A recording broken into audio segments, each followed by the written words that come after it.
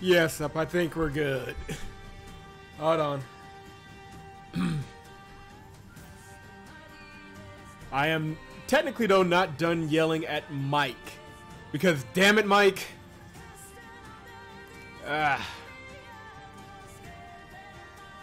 Hello, how's everyone doing? How are we sounding out there, internet?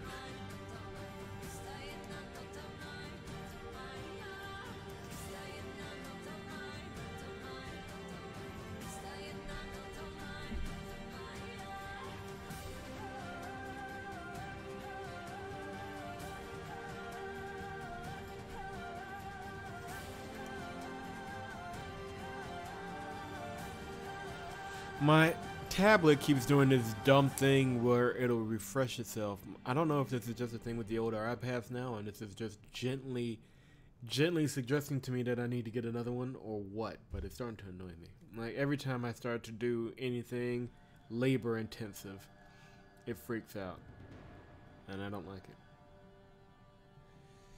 Oh, lordy. So, should we just jump into the game, or should I get into what's annoying me today? Because I don't think you'll believe what's annoying me today. I remember that channel, Sup, and I think that channel speaks to all of us on a strong individual level. I think all of us at any given time are disappointed in Mike. I mean, how can you not be? He knows what he did. Okay, so yeah. So yeah, do you guys let your angst out first? Okay. Let me see if I can do this clean.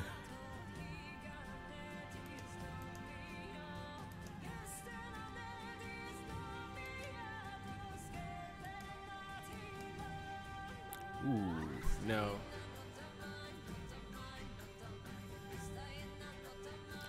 I need...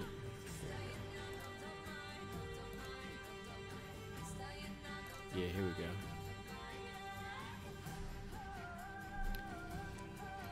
Give me a quick second.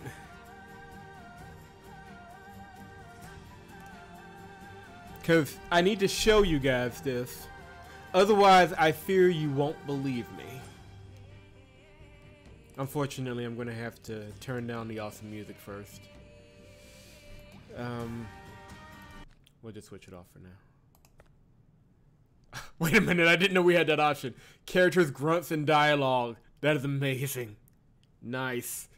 Okay, so, for those of you who don't know, when I'm not doing this and I'm not running around being professional JP, I also review games with a strong narrative bent and visual novels. Technically, this is a visual novel. Technically, you're on a channel called VNs Now, so if you didn't know that, I don't know what to tell you. So there are a few visual novel series that have caught my ire and my angst, to put it nicely.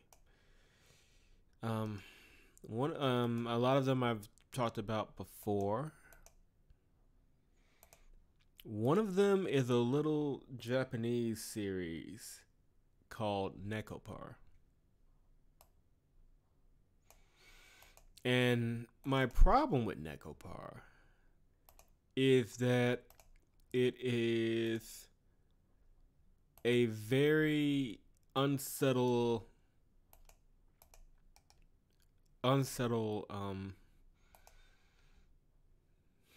it grazes at the line of pedophilia. It doesn't go all the way there, but it makes like little jokes about it, and it it dances on the line a lot. I mean, technically they're cat girls, so it's not the real thing. So JP, calm down. This is different. And it's still annoying as hell when you're actually playing the game and you see the little sister who's clearly a prepubescent lusting over her brother and stuff like that. I could go on for days on my problems with Necopara. Mike, what's going on, man? I'm talking about this series called Necopara, which you cannot play. I refuse to acknowledge your humanity if you play this game. Know that.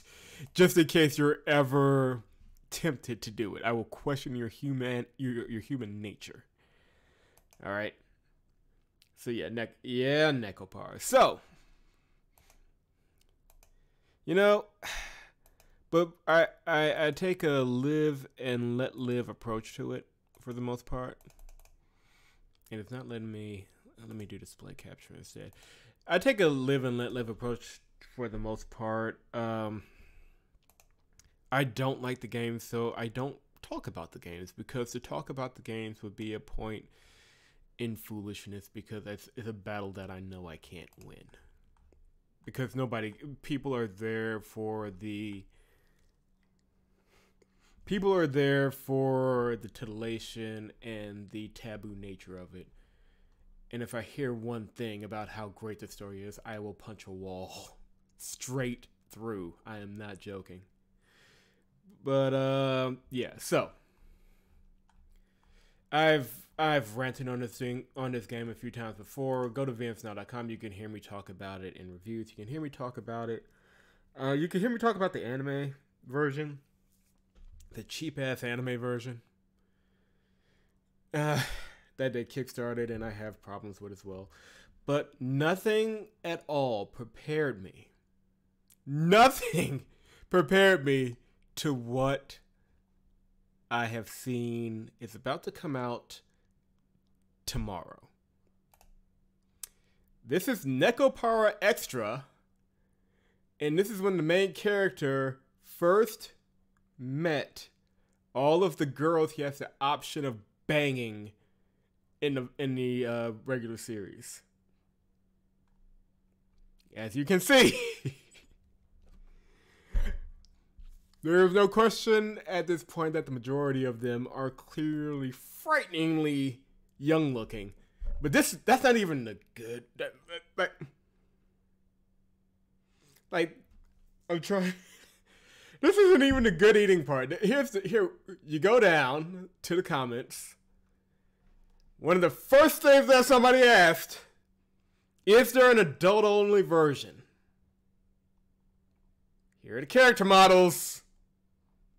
Here are the questions coming from the Necopara fan base. I don't want to hear any more defenses on this game ever in my lifetime.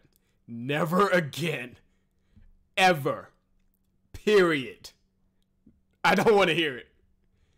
And I know if I decide to punish myself one day and talk about this game, I'm going to hear, no, JP, you don't understand. It's this, it's that, it's just a game. Shut up. Why wouldn't that question it? Mike, for once, considering the subject matter, we are in agreement. Anyway. So that's what's grinding my gears. That's what ground my gears, for the last hour or so. I was just in. Because it was towing the line. You give your fans an out at the very least. There is no out on that. I'm sorry. If you're a fan of Necopara, you've got nothing. I mean, at that point, the creators are just like, yeah, we know why you guys are here. Let's stop playing around. So,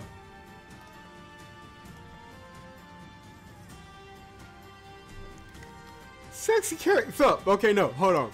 You're gonna have to explain that one. You just saw the character models.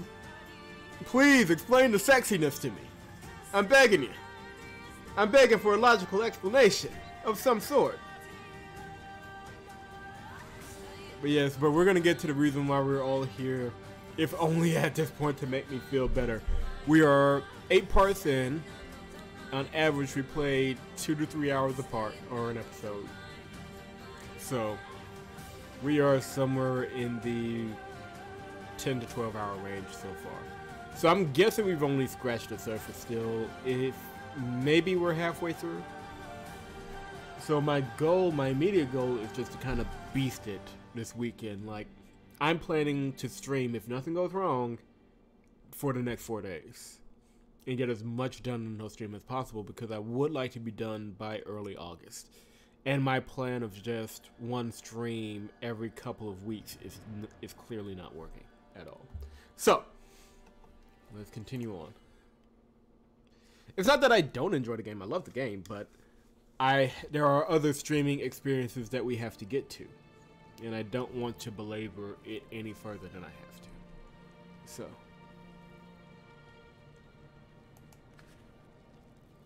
loitering forlornly beside the manor, Olaf the monk cast wary glances at the dead Frisian innocents. He seems disinterested. Yeah. Anyone's personal. When I say sexy, I mean anyone's personal view of what sexy is. Fair. Like, you're much fairer than I am. I'm just gonna leave it at that. Like, there is... Because when you get into... The problem is when you get into personal definitions of sexy, you do kind of get into a moral quandary. Because... They will type their comment. Yeah. You do kind of get into a moral quandary of it, not necessarily from an audience point of view, but from a developer point of view. Because there will always be an audience for just about anything that a person can produce. It doesn't matter how bad or how grotesque or anything like that. There will be an audience. So the question it is, at least from my point now, at what point does NecroWorks just say, screw it, we're going to go all the way? You guys want simulated possible underage acts? Here you go.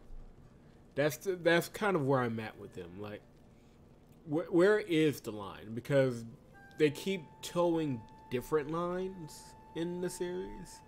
So, I mean, the underage thing, absolutely. Incest, slavery, like, and not even like the whole S&M intonation of slavery, but actual, honest to God, slavery. So I don't know. And maybe it's best that I don't know. Clearly my puny human brain can't handle it. Oh, let me switch the screen over. I'm sorry. Clearly my puny human brain can't handle it. This is a line too far for me. But it was a line too far for me on the first edition of the game, so I don't have any excuse. But it really is like, at what point does the developer, and I wrote a piece on that on VSNow.com a while back, to where there was a little bit of a controversy because parents blamed their son's suicide on Doki Doki Literature Club. And my thing was, because people were coming out and defending the game, it was like, no, and I actually saw these comments, well, that you were clearly bad parents, otherwise he wouldn't have killed himself. And that was way over the line. But my thing was, even if there was nothing in the game to promote suicide, the fact is that all media, even leaning in a certain direction, can influence somebody with a troubled mind.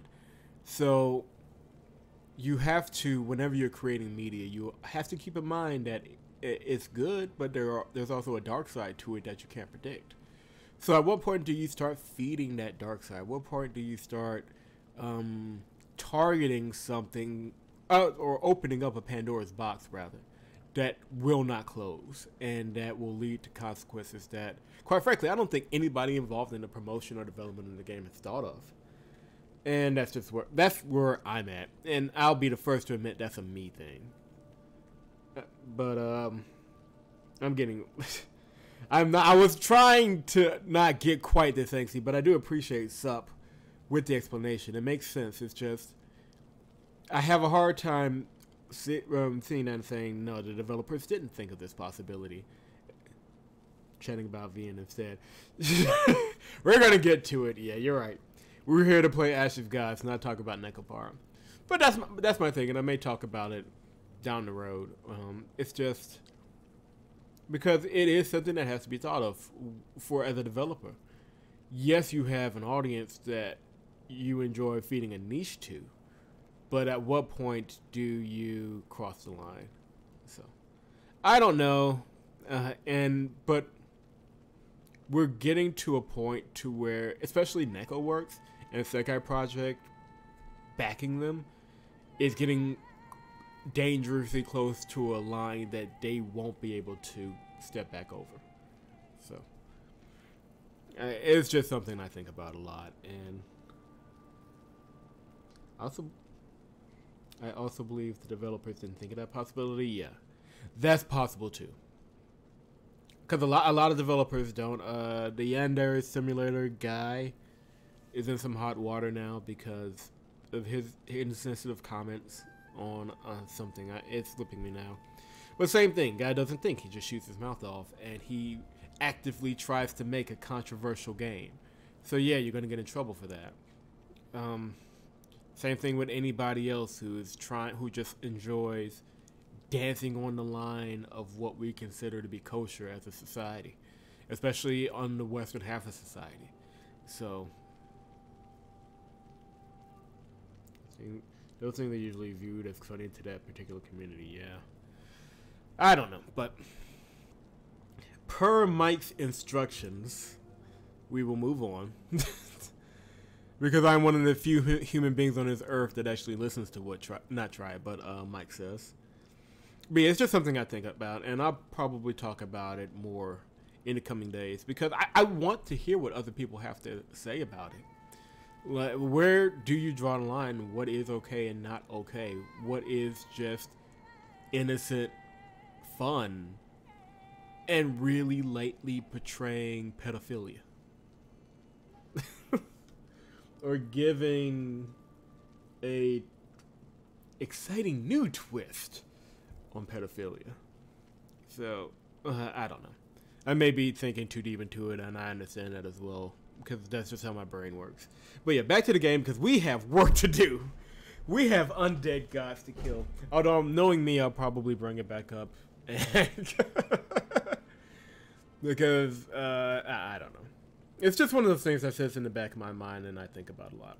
So, loitering forlornly beside the Minor, Ollis the monk casts weary glances at the dead Frisians and answers. He seems disinterested in trophies and weapons. You address him. Did the Minor help you, Ollis? Did it cure your weakness? Ollis shrugs timidly. Yes, I'm cured, I guess. I just can't get over walking side by side with death. It's common knowledge that standing between the stones is much preferred to touching them, he hesitantly adds. Today I learned why. I saw the dead Frisians by the Minor, and I knew that touching it is what killed some of them.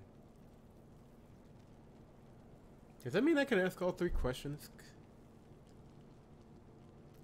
You listen to him? Well, he is stupid, but Mike is one of those a broken clock is right at least 2 times a day cases. Like, you have to weed through a lot of the dumb crap he says and like, okay, no, that's a fair point. We're going to go with that. Also, he pays me money. So, I have to keep that in mind as well. Olive looks perplexed. There's all kinds of folks in the steppe. Hard to tell whether someone's a sage or a cannibal. Thank the gods, I never met either. Though truthfully, I can't say for sure about the cannibals. I'll suddenly remember something. On occasion, my brethren encountered a sorcerer on the Kimmer Path. He claimed to be looking after a Minor, but that's bullshit. There are no sacred stones in the area other than the reclining Minor, and it needs no minding. Get back over here, mouse. You turn around and leave without another word. Damn, that was the only question I could ask. Okay, fine.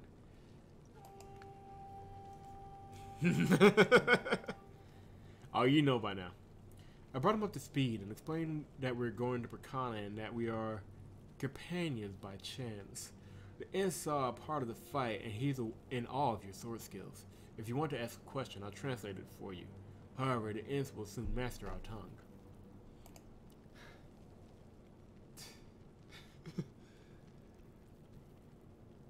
Should have agreed to try. Yeah, that's just the thing. We'll be fine with try missing that one. Nance listens to Reed's translation and says several words in reply. His voice is odd, too soft for a man. These swords were the god's gift to the Enses. See the rings on his fingers? They control the sword. Trying them on would be a waste of time. These swords are like hands. You can cut them off, but you can't graft them to another body. The ant listens to Reed's translation, gesticulates, excuse me. Oh, and let me know, who won I To be fair, only 3 of the 5 won our dick. Alright? Let's be fair. And if it sounds soft or anything, or if the audio's too low, let me know. There may be a jump in audio levels between streaming on Twitch and streaming on YouTube. I haven't figured that out just yet, but I do want to try and keep consistent, at least with audio quality. Gesticulates in surprise as he replies. He doesn't know. He was guarding the Menors very much like ours just yesterday, under his homeland's scorching sun. Today he finds himself here. He's confused, but credits all that happens to the will of the gods. So yeah, the Ensigns, they're not evil. They're just here to do a job, basically. Common seems to guess your question before Reed can even translate it. They must protect the Menors and pour blood over them in libation to fill them with power and appease the gods. If the gods deem the sacrifice sufficient, they'll grant these lands to the Ensigns. Oh, well, that's dark. Common starts speaking almost immediately. Pressing his palm to his chest, he points at your companions. He claims that I lifted a veil from his eyes, and that the skies were ablaze in his homeland. It could happen here as well. He hopes to stop some of his kin, but is ready to fight them if need be. Why does he wear a mask? The Ensigns wear masks. Yeah. Mike, to be fair, you were so much to know. The Hungry Pass is bad, and the Monk's Pass is no better. Same goes for the Frisian Road. I've been here a year, and I've traveled them all quite a bit.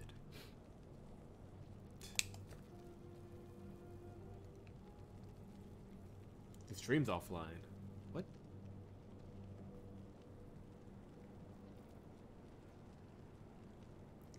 Sup, are you okay?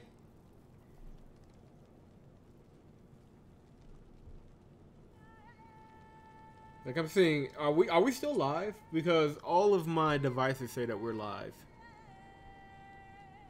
You're back? Okay, so maybe it was just a thing with you. I don't know.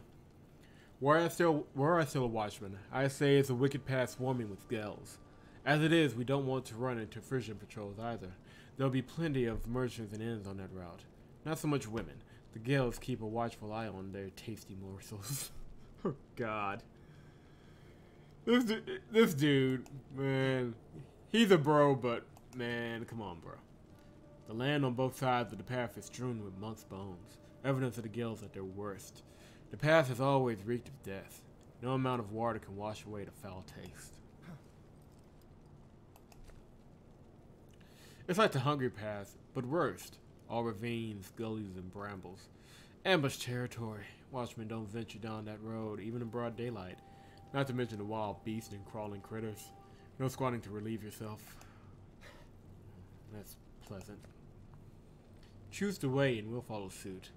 We'll take either path before the Frisian legions arrive, depending on where you want to end up.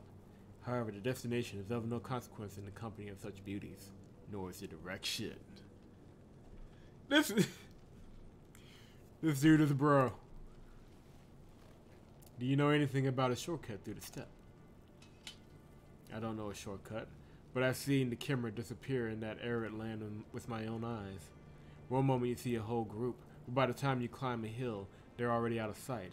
It's rumored that they're aided by a wandering Menor and a sage that looks after it, but I know nothing more. You nod and walk to your horse. Alright. One more conversation and then we can move on.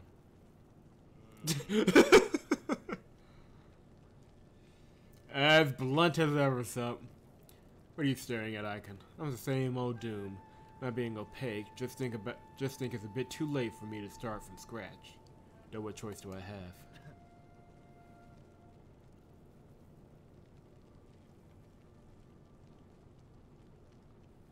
Because they're here. And do what? Fraternize with the gals? They'll have me turning a grindstone at the mill, and then bind me to it and throw me off a cliff. No thank you. I'd rather go with you. Whatever you do, it's your choice. If you're coming with me, get ready. We'll leave soon. Doesn't take much these days. Straighten my clothes, tighten my belt. That's it. I'm ready. Yeah, it probably freaked out over Aurora chasing tails of our squad members. I can't help but wonder if what they said about the Miners is true. If someone is ailing, they should walk between the stones. Obviously, you shouldn't touch them, like patting a rattlesnake it is. You won't know unless you try. Alright. I get the option of walking through the Manor. Okay. We may take that. Oh, man, look it up. Everybody's got an upgrade. Okay, let's go ahead and do this. Let's max out some upgrades.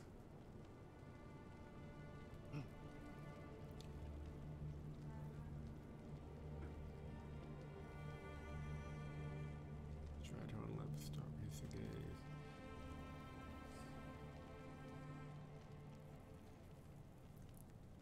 That's the one I need. Hold on. And I'll have to start maxing out the others, the other level 3 in a second, but I need that cooldown for Way to the Altar of God, because that move is beastly. Alright, and that one's maxed.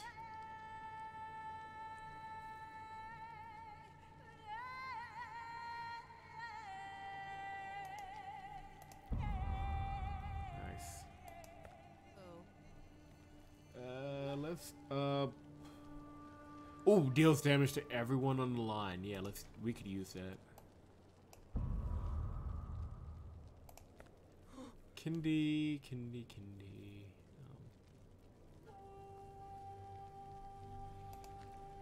We need might for her. I do like the skill tree. Like, the skill tree makes a lot of sense. Whether or not I can master it in time is a whole different story.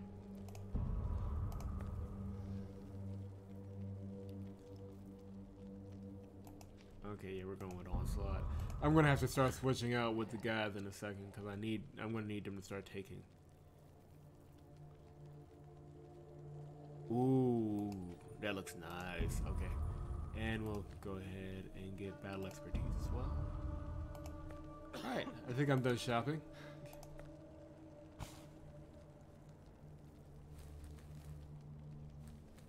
Okay.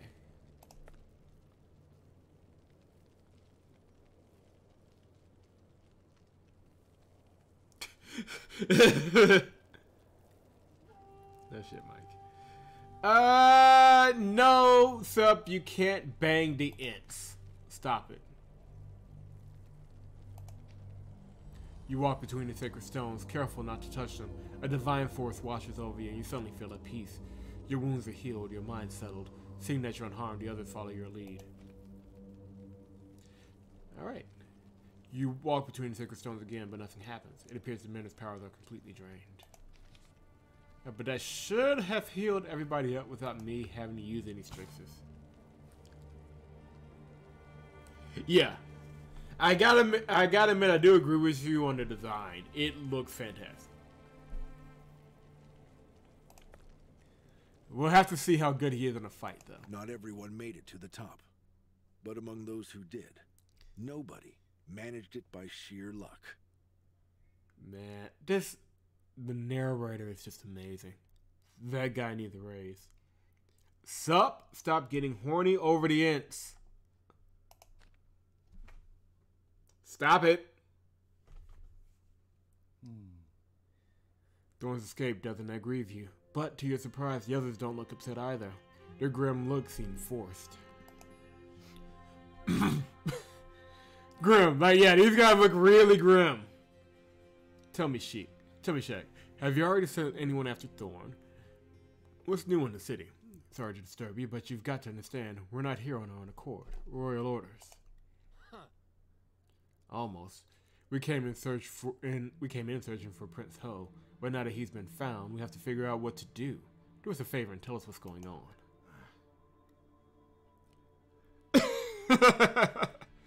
That's a fair point, Sup. I apologize. Something is afoot.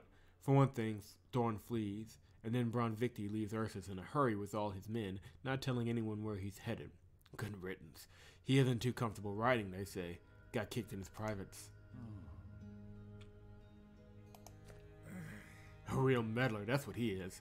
He persuaded the king to let his mercenaries patrol the streets while my own men guard the palace and mop up the abominations in the woods. As a result, there have been several scuffles already, with fatal casualties too. I'll be damned. Were any citizens killed? Praise to gods, nobody, but it was scary. The thugs tried to stop Thorn, but they're no match for him. They all perished, and let me tell you, had it been the other way around, I wouldn't have let that slug Bron escape the city. Wait a moment. Are you saying that if it were not for Bron's men, Thorn could have run into your guards? Oh, it makes sense. Then, I owe Bron Victi one. You know how to ruin a Momonoke. Why are you comparing me to Mike? You're the one who says Kama is cool and mysterious, okay? And you wanted to include him in the list of harem possibilities, so there's only so many ways you can interpret that, so.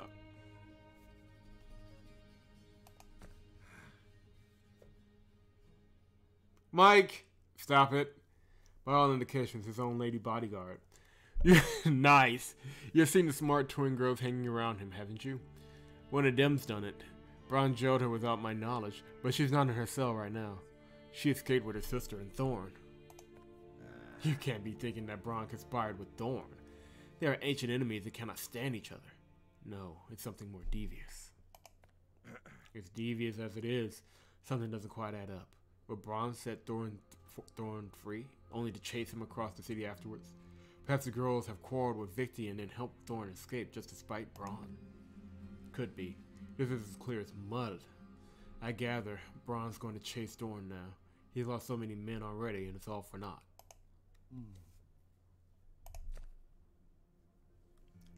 Kama's too cool to...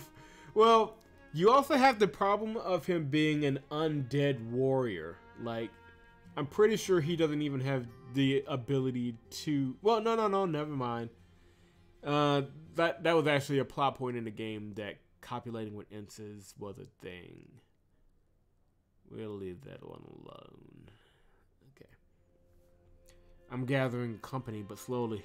My men are still busy purging the abominations from the outskirts. I sent word via pigeon post to everyone involved, but I'm in no rush to set up myself. I'll wait for Prince Trig and do as he decides. Mustn't we avenge spilt royal blood? God's willing, Prince Ho will recover. He can judge Thorn's actions then. It wasn't Thorn who spilled his blood. And if he doesn't, chaos will break loose, and all our plans will go awry.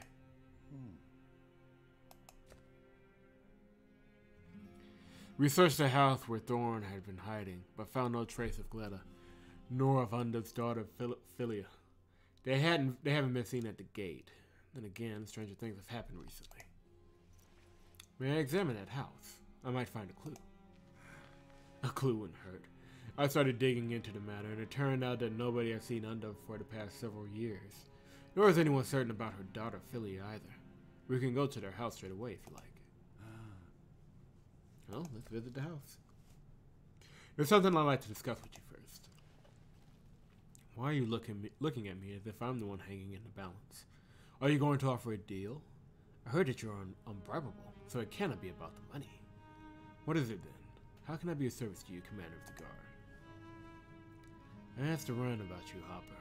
You're a man of many talents, it seems. I have a favor to ask of you. Don't worry, no town hall breaking is involved. But you are a healer, aren't you? Could you take a look at our prince? His ailment is awfully strange. Oh, great. The prince is about to turn. Perhaps you can heal him. I would happily do it, considering the trust his highness put in me. But aren't the best physicians already treating the prince? I'll also point out that nobody will let a vagabond such as myself anywhere near the palace. Even if I would offer my services, His Majesty would surely shoot me off. Damn right. Court physicians are so full of themselves. They'll eat their own spatulas before they let anyone off the street visit the prince. At this rate, they'll over-treat him to death. And they're doing just that right now. Even sorcerers licensed by the temple couldn't help one damn bit. Wait a moment. Why did they bring in the sorcerers? Is Prince Ho ailment of a magical nature? That's as much as these quacks managed to figure out. Listen, didn't the cardinal himself carry you out of the rubble in his arms? You must be very useful, and you must know a lot about enchantments. You also seem trustworthy, which is why I turned to you.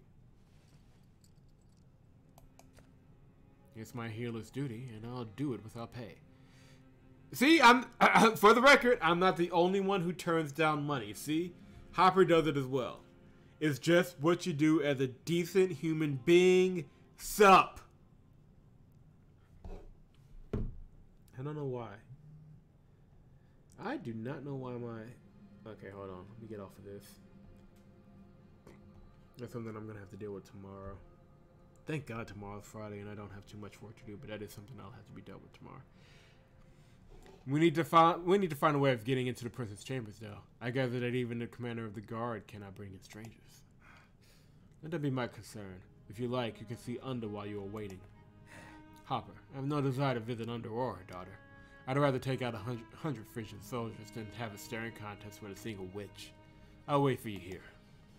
I might as well relieve Stein, who was probably bored out of his mind in the inn. Let him ride out to meet the prince and tell him about our exploits. If His Highness gets outraged, he might cool down by the time he arrives. No, Hopper doesn't count. Oh, hush. Okay, so this is where we have to go.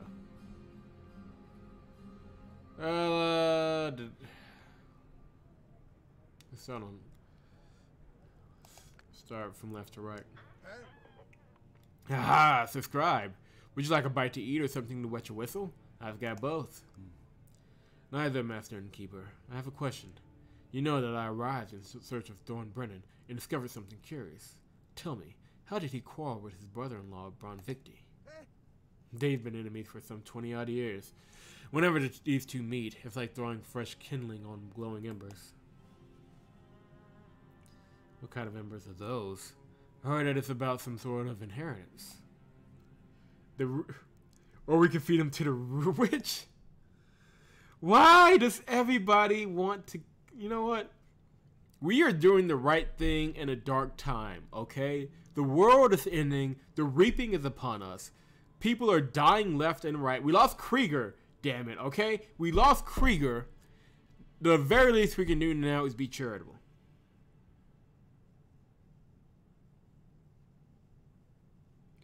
Mike, I'm really concerned about your lack of faith right now. I just want to say. Well, it could be about the inheritance now, but I'm not an Odallan scribe to tell you for certain. I only know that Bran Victi has been bearing a grudge against his sister, Leaky Victi, the mother of Thorn's kids. Leaky's not long dead, but Thorn's wife perished. There's nobody to hold a grudge against. Yes, I've heard that she perished. It would infuriate Bronn even more. I gather he will not rest until he strangles Thorn's kids. If Bronn turned out to be a rotten bastard, well, that's all I wanted to know. See you, Teak. Krieger was always... Look, it's not my fault, okay? Krieger was just dying, okay? He died before we could get to him, and then he turned into a zombie god. We had to stop him from wiping out half of humanity. You guys are cruel and unusual. Like, it's not like I wanted to kill Krieger. I just didn't have an option. Listen, my friend, I'm not asking you to spill out your soul, but I want no misunderstandings between us. You're keeping an eye on me, aren't you? Who sent you? Was it Prince Trig or Corazon? You're good at sword fighting and town hall crashing, Hopper. Just as you are good at reading people. Well, I won't lie. It was Corazon who asked me for a favor. What kind of favor was it? The Cardinal wouldn't ask for something trivial, I suppose. Why intermit on what he wants to know about your steps, especially every single one of them? How could I possibly report them to him? I'll be damned if I know. Trust me, if Corazon wants you to report to him, he'll find you anywhere.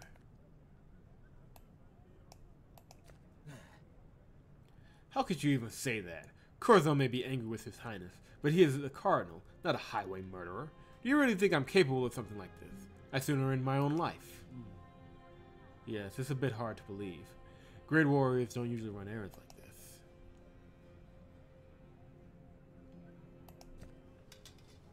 Actually, he does. but it's just so absurd you wouldn't believe it. Frankly speaking, at first I couldn't even make sense of what he was asking. But the most important thing is, this favor of his won't affect my servant Joanna. My servant Joanna. Says the villainous JP. Okay, just because I'm a bane to many doesn't mean that I wanted to kill Krieger, alright? Also known as Javier Bardem in this game. Believe me, Ake, some things aren't as silly as they seem, and the Cardinal is definitely not stupid. Then tell me, Hopper, why is Corazon looking for Gleda? He says something absurd, like Thorn can do what he may. Prince Ho is of no importance, but the girl must be kept safe. He told me to make sure she gives to Opacum. What can you say about that? I don't know what to tell you, Ake. I can think of one reason. The girl may be of use to the temple. As for Opacum, it is a special place. It's a special place, Ake. The Reaping has never hit Opacum in full force. But wait, I've been meaning to ask, why did you send Stein off? I never liked him. He's odd and secretive and keeps to himself. Frankly speaking, I do not trust him, and I cannot understand why Prince Trig forced him on us. I think Stein has his own reasons to be secretive. Anything could have happened to him when the Reaping began. But if you don't like him, then I won't argue. Kama can't talk to us though, Sup. We have to translate everything he says. He just sits there and nods mysteriously. That's all he's good for.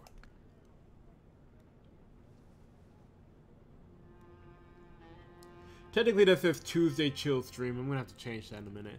Perhaps you could clarify something for me, friend. Why was a prince serving in the neighboring kingdom at the rank of a simple soldier?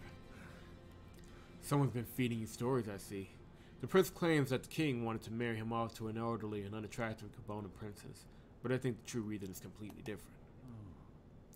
That's what piqued my interest. High-ranking individuals don't often share the rigors of serving with your ordinary schleps, and they certainly never do it secretly.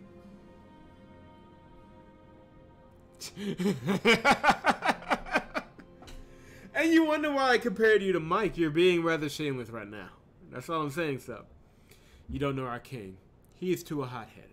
Everything goes against the grain. He flies off the handle and behaves rashly. Luckily, Prince Trig is much more sensible. But even he wasn't able to protect his son, who was ready to confront his grandfather about every little detail. No surprises here. I would be more astonished if the young scion didn't go against his elder's will.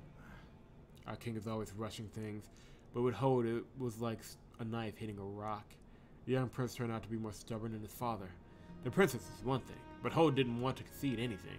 So the king said, I don't want to see you until you've had your fill of shit and grit. I see now. Prince Trig made his base in Ursus to be closer to his son, and his son joined in a dawdling company of young soldiers to keep away from his grandpa's spies. You're quick on the uptake, scribe.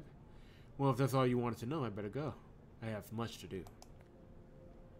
Body language doesn't have to be sexual. No, it doesn't, so. No, it doesn't, but I...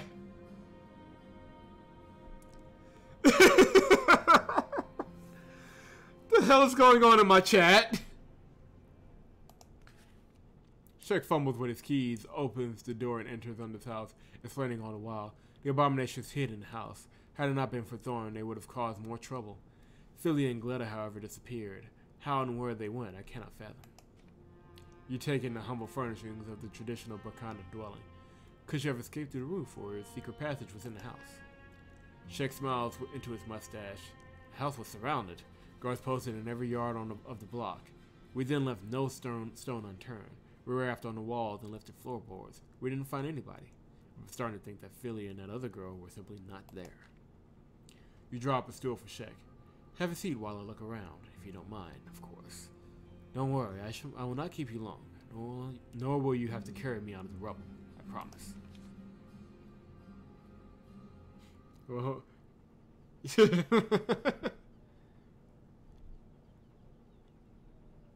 okay, let's take a look about. You go through heaps of useless junk, moving barrels and crates, no trapdoor. You see a stone table, most likely to make potions on. And what caused him? No scratch marks on the flagstone. Try to lift the table, but it would be an impossible test, even for Ake. The table is firmly attached to the flagstone. Try to move the table with success. Underneath it, a ladder descends into the darkness. A small scroll is attached to the first rung. You snatch it before Shake approaches you. Shake shakes his head in disbelief. That witch made herself a cozy little cellar down here. That's where she was hiding. I guess. She and Thorn's daughter. Let's go now. This place gives me the creeps. You unroll the scroll and find a short message. Your path leads to the west. May you not shy away from tall buildings, and may you remember old friends and ancient enemies alike. You hear Shake's voice. What's keeping you? I have to say, you are a master cache finder. Congratulations, Hopper. I'd have never found the cellar myself. What next? Are you going to look for Thorn's daughter? You nod. And that, too. I would like to see the girl. We'll see how it goes. You notice Shake's frown and reassure him. I remember my promise, Shake. I will do what I can. How much longer until we can get into the palace? The commander of the guard shrugs. Now's as good a time to leave. The right guards are on duty, and the king's physicians have left.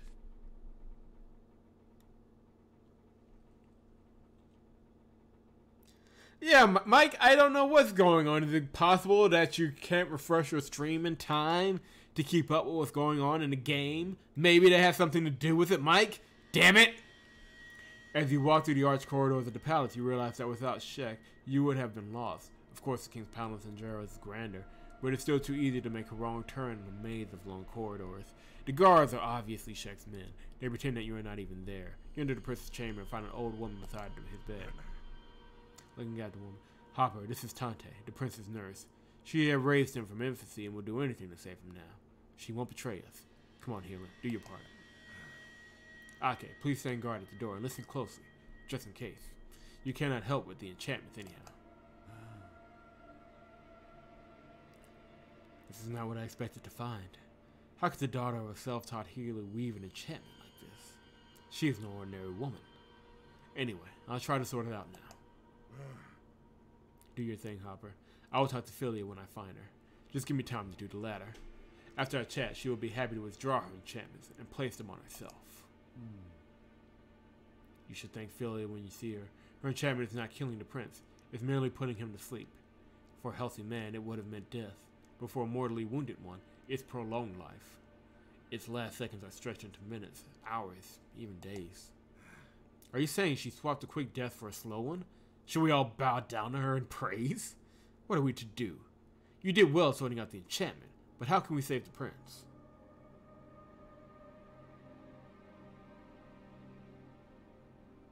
Damn it, Mike, if you buy more soccer games, I will find you.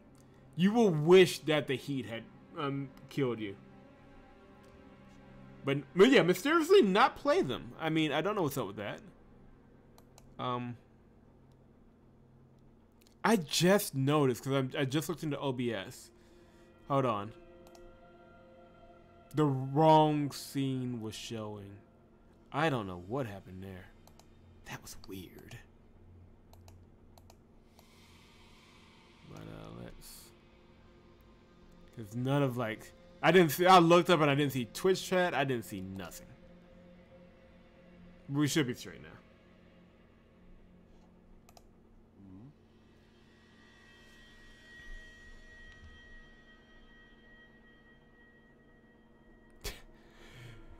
Yes, you should, Mike. Yes, you should. Send me all of your money. All of it. All of it. Do it now.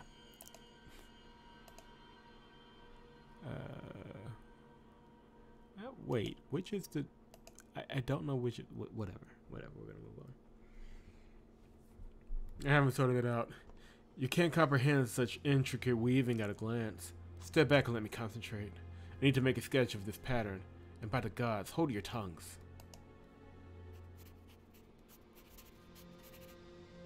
Wow, that's a good illustration. No, that's why I said, don't give your money to the Sakura developer. Give your money to me. Give me all of your money. I'm the one who needs it, not the Sakura developer.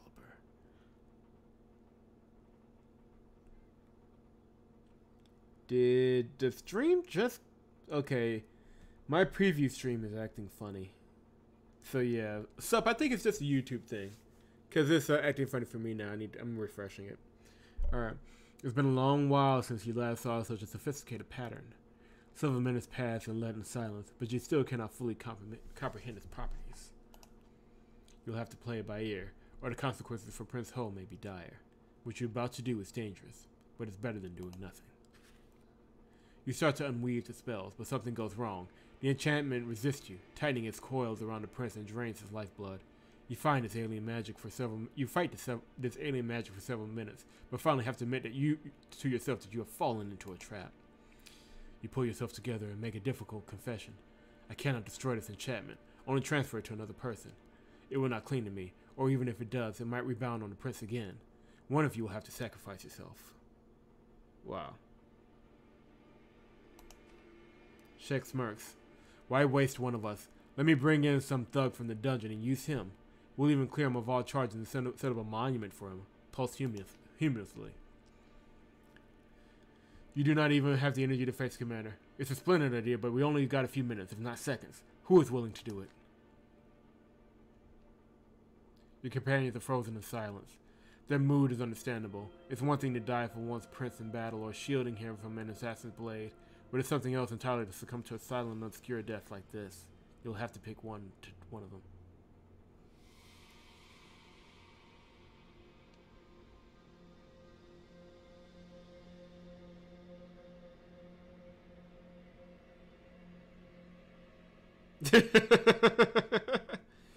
Because back at that point, it wasn't a pencil; it was just a lead. Okay, who are we sacrificing? We can do Shek. Will probably need to get out of the city. Ake is Korra's own spy. Michonne is cool, but I don't know if we have any use for him. But one of them are going to have to be sacrificed if we are to get out of this alive, or if we're to save the prince. Excuse me. Let's see, you are the villains. It's not my fault this game is this dark, okay? Not my fault. Good lord, is this thing...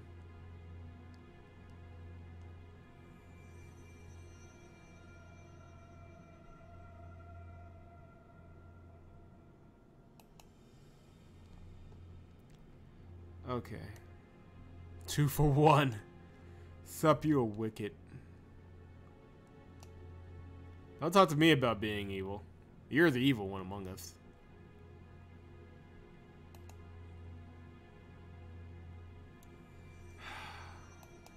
We have to pick.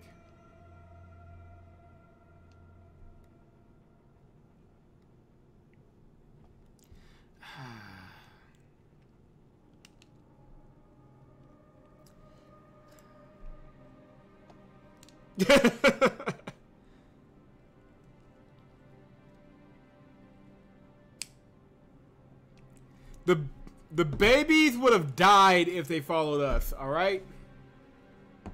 Died.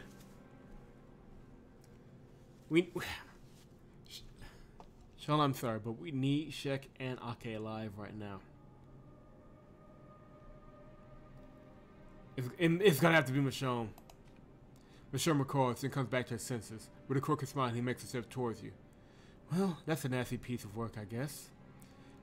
That's a nasty piece of work. I guess this will be the last thing I do in service to the crown.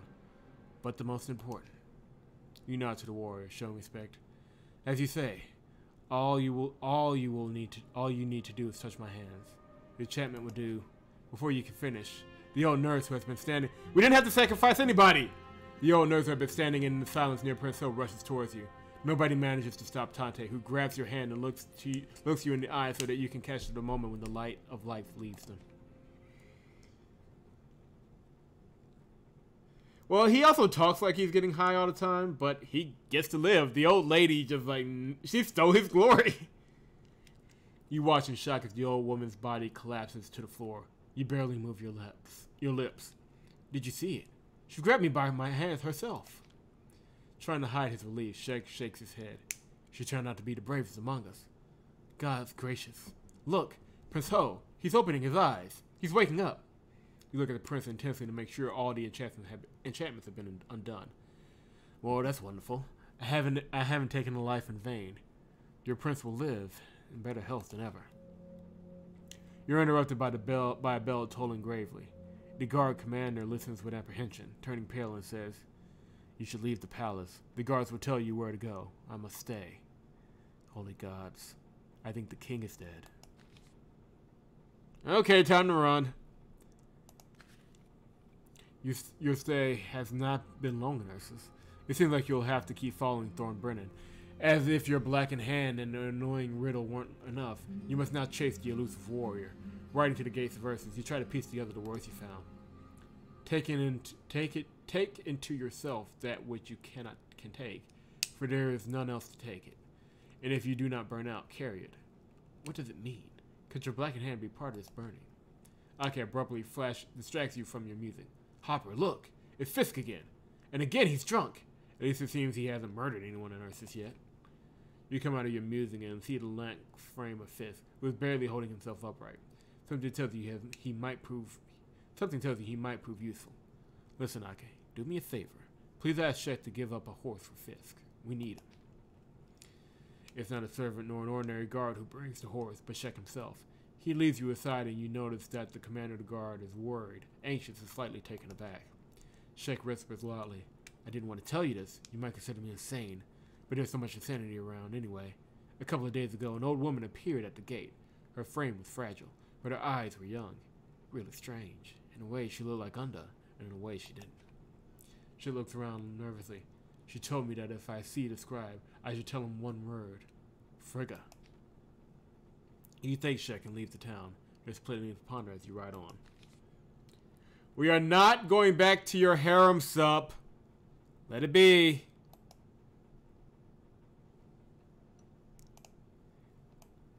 Weren't you just saying that you had no interest in Bone Boy? I don't even know what to call them. The Ents? You guys are relentless. Okay. We gotta catch up to Thorn. If I remember correctly,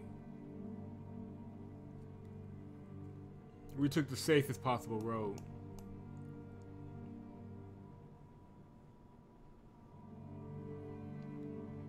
But if he's heading to Opacum,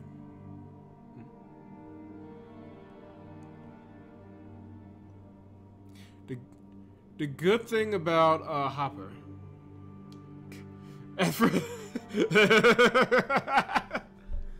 friendly harem, right? Whatever you guys say. At least his fandom isn't budding over roar. At least that dude, bro, has enough problem.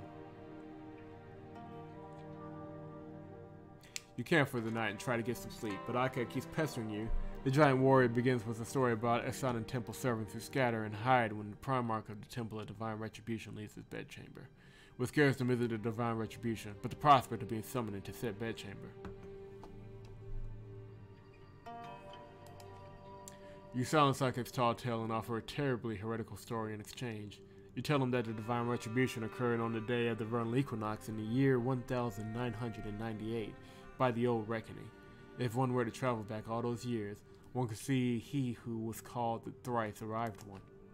Ake grows pale, aware of the terrible punishment awaiting anyone who so much as mentioned that name.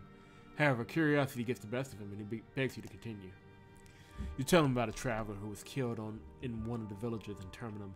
The villagers tossed his body over the fence, but the next day the man came back. Once again, he was tortured to death, his body burnt. The next morning, however, he was standing outside the palisade. The villagers meant to kill him again, but couldn't get close to him, and then they all lost their minds. Ake mulls things over. So what's the wisdom in this fable, he asked. Or is it not a fable? If it wasn't a man, but a god, why did he return again and again? Why didn't he punish the villagers? And what was the village called? You shrug. I don't know who he was or why he kept coming back, but if he was trying to highlight the vileness of human nature, he succeeded. I personally think he was killed the third time. Do you know why? Because 1,002 years ago, the Divine Retribution started in that very village. Ake goes quiet and asks no more questions. Alright. Let me see something right quick.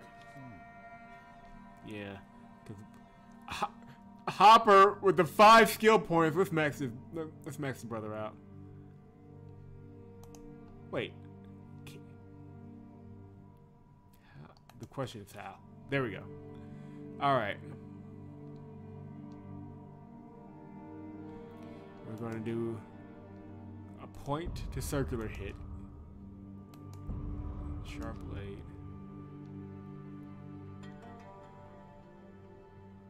We're going to need that too. Pointed at, and one more to circular hit, because circular hit, when it lands, is amazing. So this friendly hair, and what are you guys just going to sit around, braid each other's hair? Talk about, you know, everybody else in the harem that apparently wants to bang.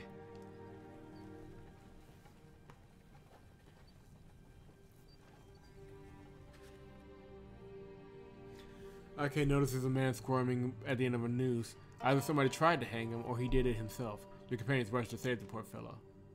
You shrug and step aside. Even if you wanted to help, you'd just be in Aka's way. Honestly, he doesn't need it. Finding a rare and valuable plant encourages you further into the forest. You stumble upon bandits of the worst kind. The hanged man was bait for their ambush. You have no choice but to fight! Make out a little. Sharice does apparently get you. Although making out with that mask is a whole different struggle. Let's go!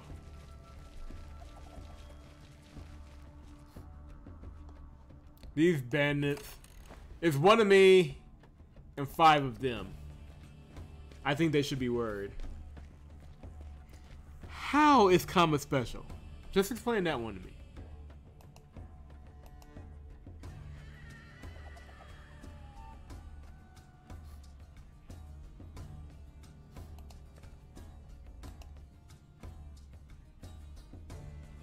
Oh, it's random. Get wrecked. Okay, let's go.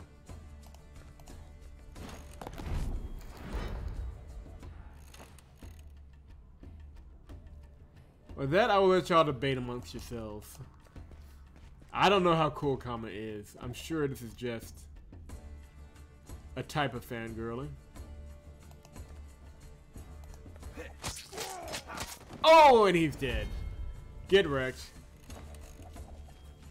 Please. Sharice, do you know who we are? Do you know who we are? Somebody better...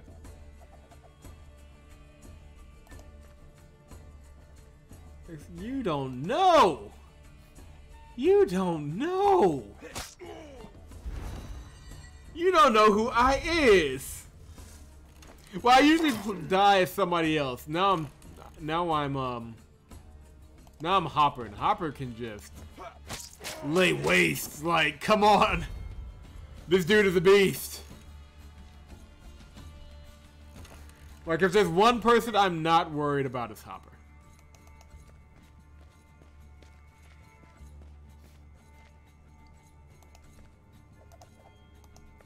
And another one bites, and another one bites, another one bites the dust.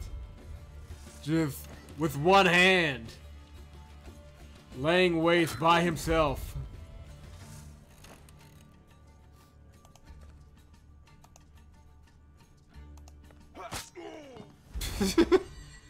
But what? This last guy should have just ran. I don't know what he's thinking. Like, dude, what are you doing? I'll kill you too, but you should have ran. Deal. Look at this. Deal 51 damage, 230% of attack. Come on. You just you don't even kill the person at that point. You kill a whole generation of that dude's family. Like, his kin are dead. His parents are dead. His great ancestors are dead from the amount of damage you dealt with that blow. As soon as you mount your horse after the battle, your companions find you. So it seems, the giant said, surveying the dead. The bastard wasn't hanging from his neck, but from his collar. I tried to help him, but there was no noose to free him from. He almost stabbed me, and then he tried to hide in the bushes. He hasn't gone far, though. You nod. Since all has ended well, no good people were hurt, and the bad ones are dead. Let's move on. We lost enough time already. Alright. This is what JP type right now. In this situation. Sup, let me have this. Let me have this. I am leveling up Hopper correctly, so whenever I play him, he's just a pure beast. It's amazing.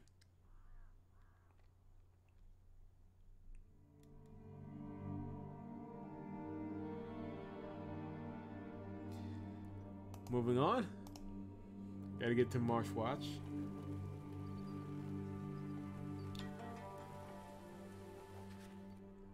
As you restock supplies in a roadside village, a distant tower draws your attention. The locals are eager to share that the Durannon official's daughter recently took up residence there.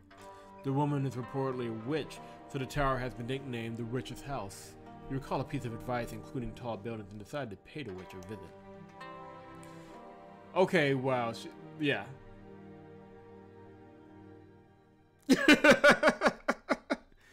Thank you, Sub. Thank you so very, very much.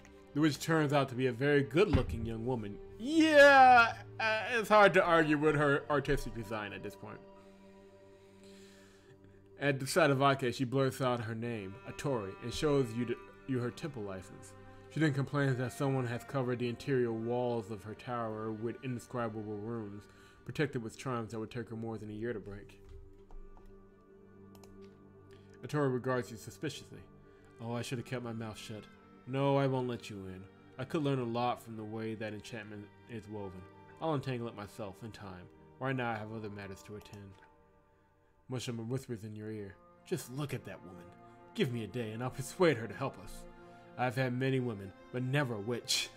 Oh, it will be beautiful. A lass dressed in scarlet in a scarlet tower, on a bed strewn with rose petals. Oh, yeah, I mean, there's no denying the artistic design of Atori. As long as comic book. Are you guys splitting up? Oh, chat is buggered. Hold on. Are you guys really splitting up the spoils here?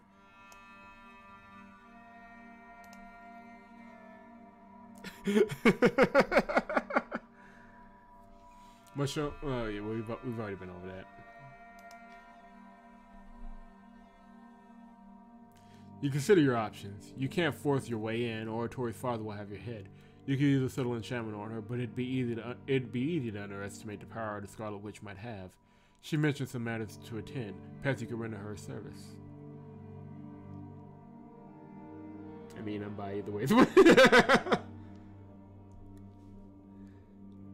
Okay, so we can... I think our best options are either to give Mashoma a chance to bed her, or to try and help her. I wish I could manually save this, because I think she could help us on the road. But I don't think we'll get that chance.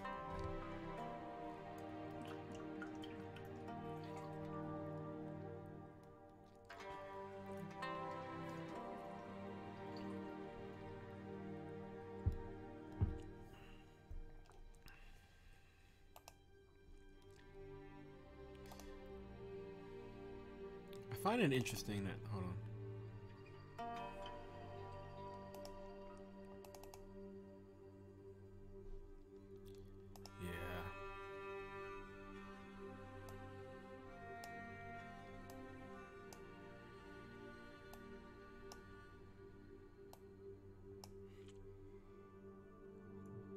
Yeah.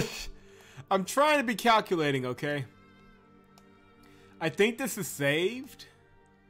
So, if it is saved, we might be able to figure something out here. Hold on.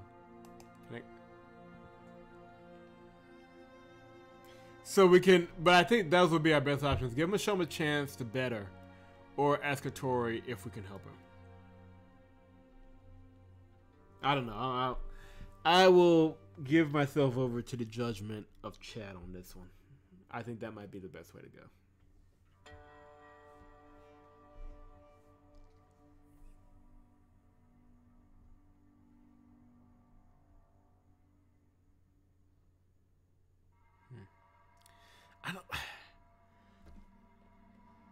What frightens me is that I think he could actually do it if we give him the chance. Michonne could probably pull it off.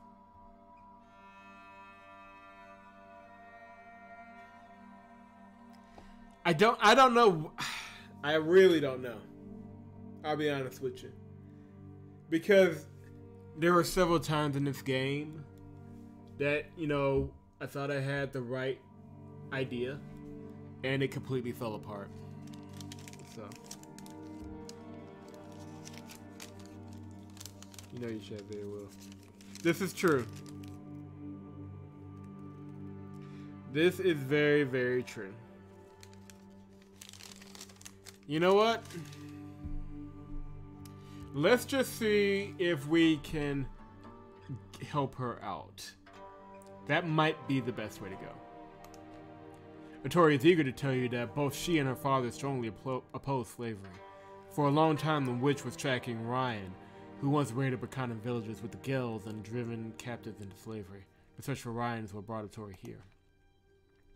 The witch has already located the hideout, but she won't venture there alone. She now waits for her father's men to come to her aid.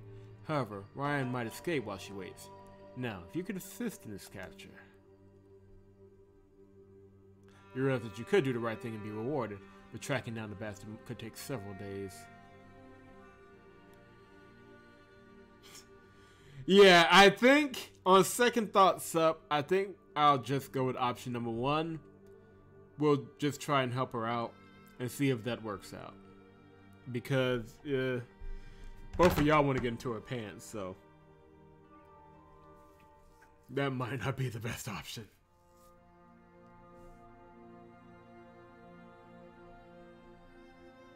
Although in a future playthrough, I would like to see if Mushroom can actually do it.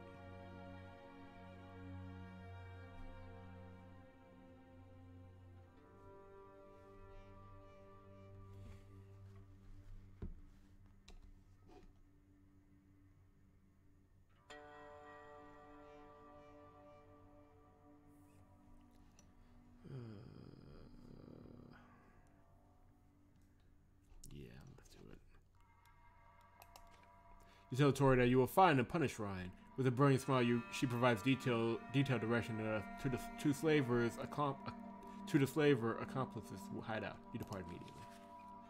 You depart in search of Ryan, but don't have any luck until the next day. Ake points out a man with a crutch standing by the side of the road. Look, he matches the Tori's description. That's Ryan. The bastard's pretending to be wounded. He probably leads kind-hearted strangers to his accomplices.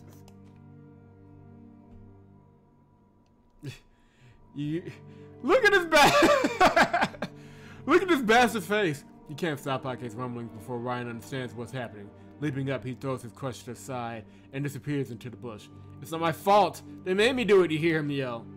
Whooping happily, your companions jump off their horses and run after Ryan. You stay on the road. The last thing you need is to break a leg in the deadfall.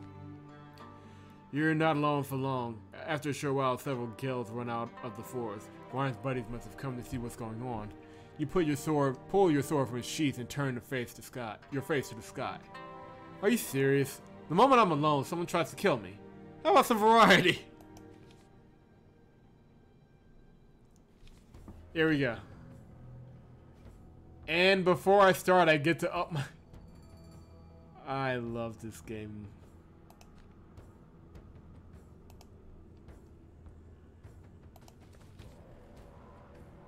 I get a free skill point for engaging in battle. Nice.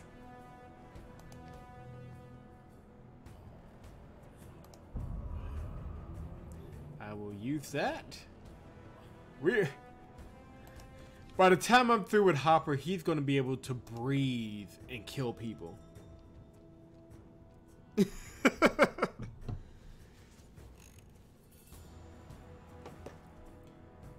For those of you new to the stream, they really are fighting over who's getting who in this game.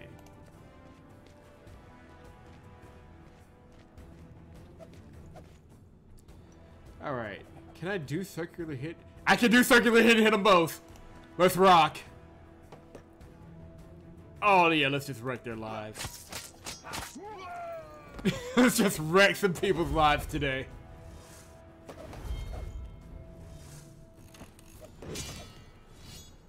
Does this hurt him?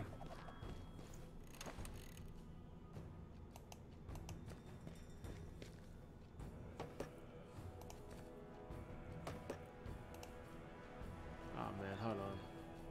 Yeah, both of those are in cooldown, so let me go ahead and do this regular attack.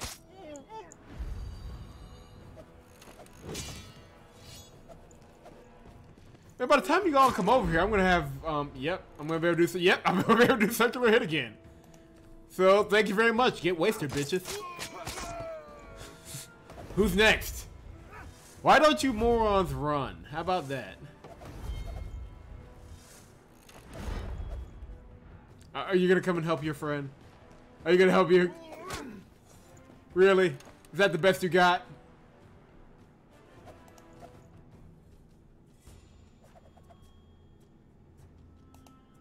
Please. Please, you know who I am. What's up? Very well, as a matter of fact. It's going very well.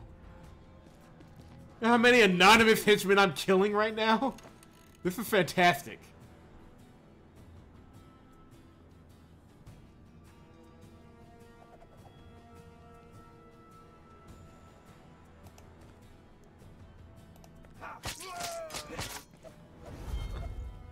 Hey, come on, come on, come on.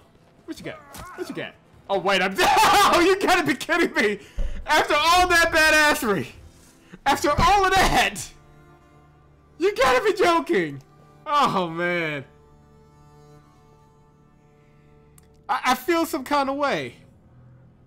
I feel some kind of way. I'm taking that one personally. Like, I was doing so well. Ugh.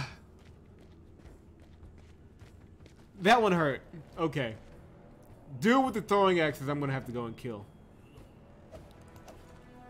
Man, I was having so much fun. And that wasn't fair. That wasn't my fault, okay?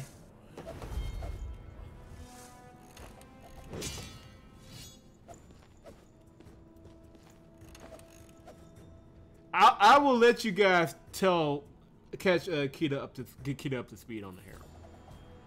That's y'all's trick anyway. Well, technically he has throwing knives, so oh, I remember what happened now. Yeah.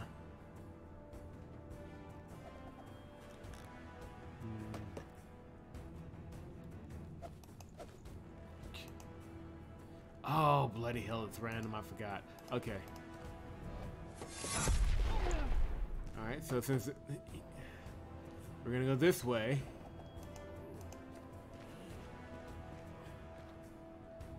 And do I get any extra for stabbing in the back? No? No? Okay. Get wrecked. Okay, good. That kind of worked out like I wanted it to. Kind of.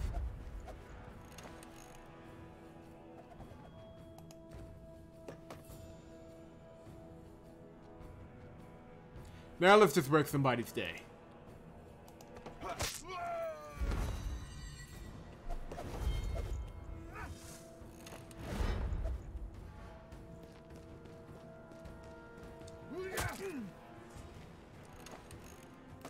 And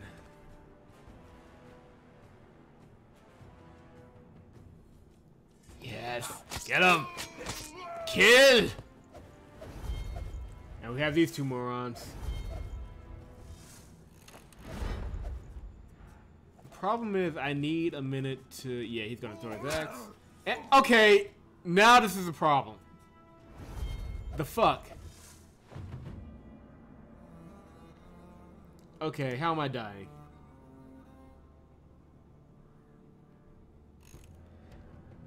I need a moment. Okay,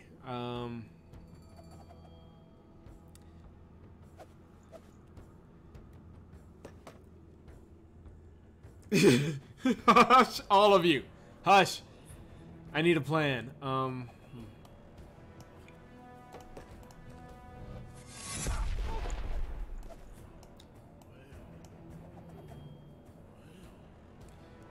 Let me go to the left this time instead of the right. There's got to be a way to do this other than the way I'm doing it, because the way I'm doing it isn't working.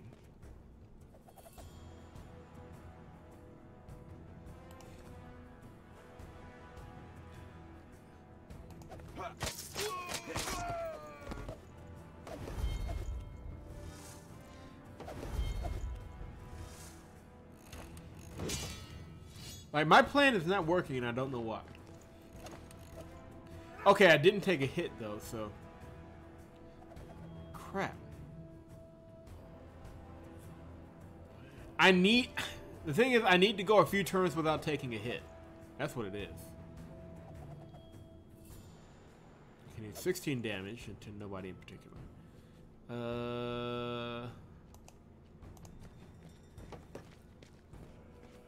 If I go in this far corner here, I should be okay. Like, I gotta manipulate the map on this one.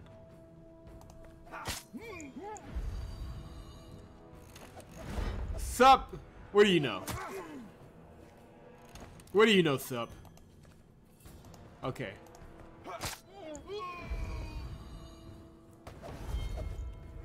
Yeah, Keita, I think we had the same plan. I think that's what we have to do. It is kind of working out.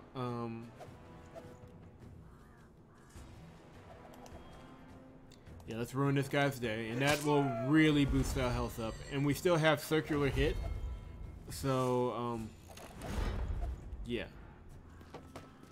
This guy's gonna throw his axe at us. Then we're gonna move down and take care of these two numpties, or we can't right now for some reason. Okay, that's fine.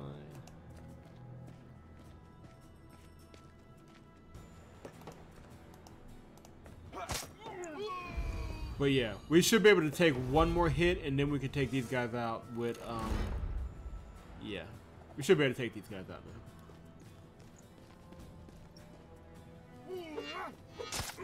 Ooh, okay, that took a chunk. Never mind.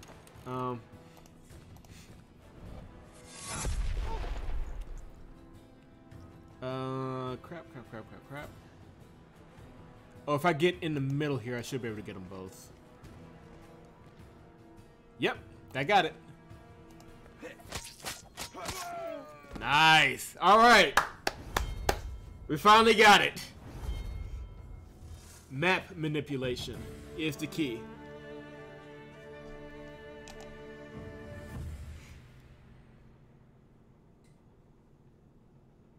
We made it, people. When you're done, Aki comes back with Ryan's severed head. The giant warrior observes the girl's corpses and looks at you inquisitively. You only shrug. Your way lies back to the tower now. Victoria is happy to see you. Seeing Ryan's head, she grins and invites you in. You enter the tower without further ado. The inside of the tower is inscribed, indeed inscribed from floor to ceiling. It's the same word written over and over, Sharlan. It's the true name of your old friend, known as Rask and Bracana. Once you read them, the runes vanish without a trace. You say goodbye to Otori, leap into the saddle, and carry on with your journey. Something feels different. It takes a while to realize that your blackened arm feel less cold. A good sign.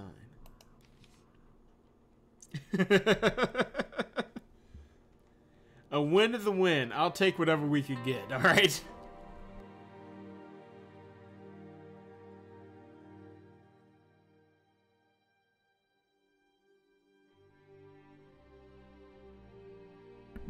Okay, to be fair to me, when you're an overpowered badass whose attacks get stronger every turn, you get a little cocky, okay? You get a little cocky. That's my fault. I should have known better. But now we can move on.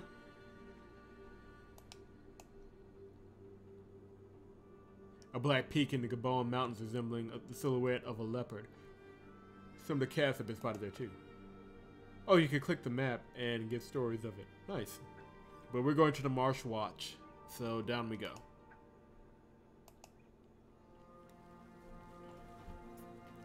Sup, I'll have you know that I am a great strategerer.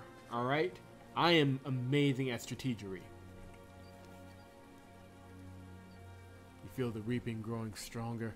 The shadow blah blah blah blah blah blah blah blah blah blah. We'll try to resist the curse. The reaping goes stronger. Terminal plunges its decay of. The plague rages, pitting people against each other. Yet you gather the energy to end it this once and for all.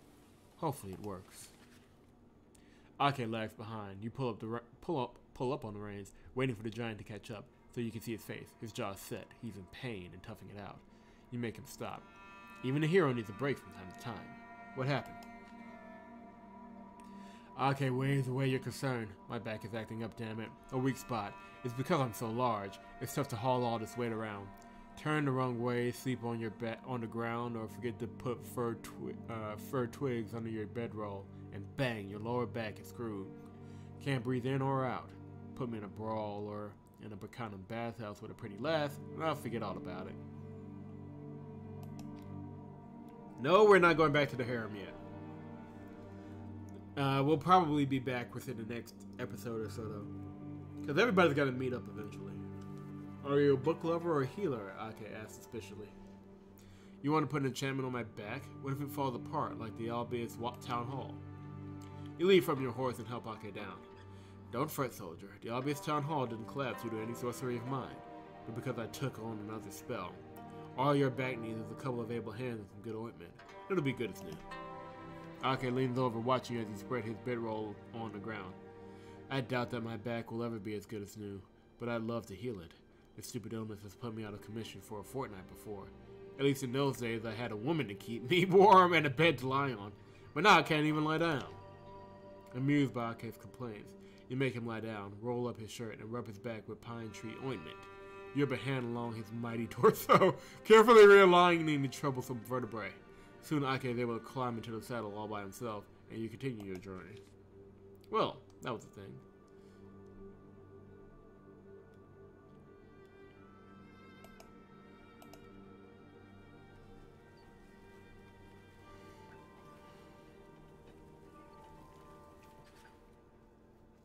You glimpse something white through the dry creepers and layers of soft moss, an ancient altar touched by dirt and dampness, and on it, an elaborate sigil. A spiral crossed by a vertical line, the signature of one of your comrades who died 700 years ago, on the same field where you survived. Ake notices the sign. I've seen the scrawl mark often, he says, but the temple servants don't know what it means. In some places, they even try to chisel them off. Do you know what it is? Manly back rubs. I think I'm sorry, the manliest VN of all time can have a manly back rub every now and then, okay? It is what it is. You choose to tell Ake the truth. If you don't mind a bit of heresy, here's the story. The temple servants have their reasons for removing these sigils. Beyond the sea, there used to be a land called Kals. A great calamity befell Kals, and many of its inhabitants sought refuge in Terminum. Among them were 4 friends, Ananael, Ane, Kals, destroyed land's namesake, and Kor. Ake brightens up. Hold on a moment. I've heard that name before. Ananael. What's he famous for? You nod. Remember the Stone Testament. Ananael is the author, one of the 4, the founder of the Temple of Divine Retribution. Ane and Kor became his disciples. Kals didn't. He chose preaching. He wandered from village to village, healing, conversing, and explaining many things. This was his sigil. Many of his sayings made it into the Stone Testament under Ananael's name. Curious, isn't it? I wonder if your real name is Kals. I'm just saying. Ake smiles. I didn't read the Stone Testament myself, of course. I'm not so good with letters. But that's where I've heard the name. They still bless you through and through with Ananael in the temple. Kals sounds like a decent fellow. What happened to him? You close your eyes. For a moment you can see the crumbling silhouettes of your friends by the Triple Manor. He died in the Battle of the Drowsy Deep. He was one of the 12 heroes who gave their lives to stop the 5 Reapers advancing on the Bacanum army.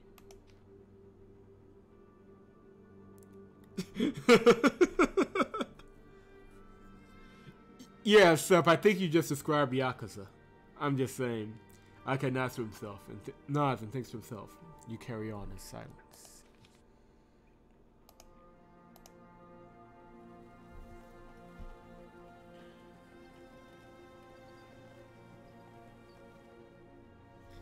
Alright, couple of different options here.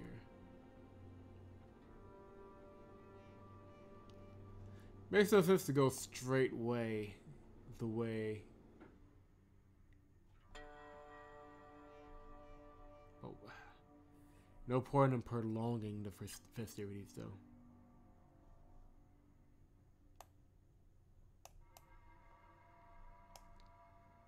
Yeah, let's go. Let's just take the abandoned road.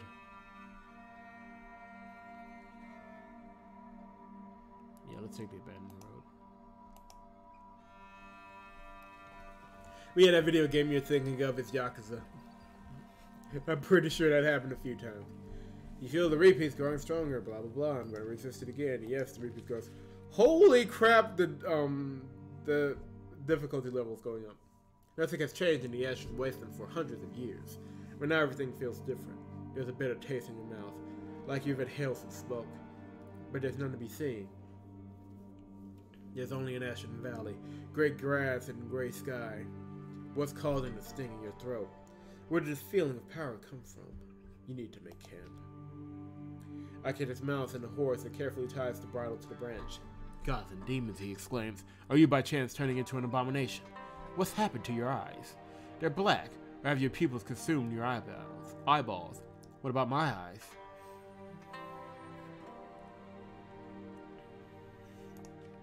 You shrug. It happens, okay. But such things usually happen when I perform basic magic, like driving the bedbugs away from a dwelling or healing feet lichen. The Ashen Wasteland is a special place. It's like sitting near an open furnace. Your face reddens whether you like it or not. Okay, nuts. It'll get red alright if you're near an open furnace or a bonfire. Take me, for example. If I eat too many plums, my stomach gets upset and I break out in pimples. Okay, I don't think it's the same thing. I can't show you now. There aren't any plums, but I've heard tales in taverns about eyes that turn black. Maybe you could tell me more. You smirked. There is a legend. It says that about 1,000 years ago, when the divine judgment happened, Kuros came to the earth. They were like divine heralds. To mingle with the humans, they possessed their bodies. Their power, however, needed to be released, and it caused their eyes to turn black, and people tried to kill them. Ake laughs dismissively. Do you mean that that's the Kuro? Stop yanking my chain. It's been 1,000 years. Understand? 1,000. There are no Kuros left now. Only some distant relatives, perhaps. Did they have any children? They did, but not all of them. You answer carefully. I might be descendant of such a Kuro. Not a direct one, perhaps. 1,000 years is a long time, after all. Hopper has been around for a while, man. He has seen some shit.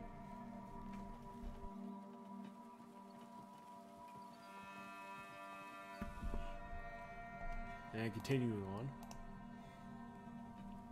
We should catch up to Thorn in the Marsh Watch.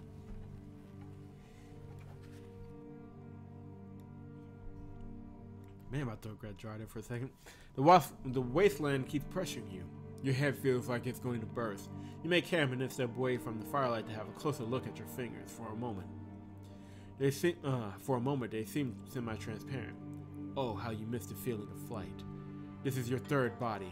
You took it from a Mabrakan boy and sent his confused spirit to the altar of the gods. You've been looking after his body ever since. You took your second body from an injured warrior. You failed to heal him. Grief for his dead kinsman killed him faster than his grave wound. At least you learned what love was. You took your first body from a well-knit commander. Well, almost. You couldn't get rid of his spirit in the end, so you had to give up on his body. It seemed that he was the one the wastelands wants. When the power of the gods saved you from the dying cause, your spirit began to wither without the divine presence. Like a parasite, you had to claim the first body you came across. He was a sturdy warrior from somewhere in the mountains. It seemed that he lost his entire squad in the abyss that suddenly appeared.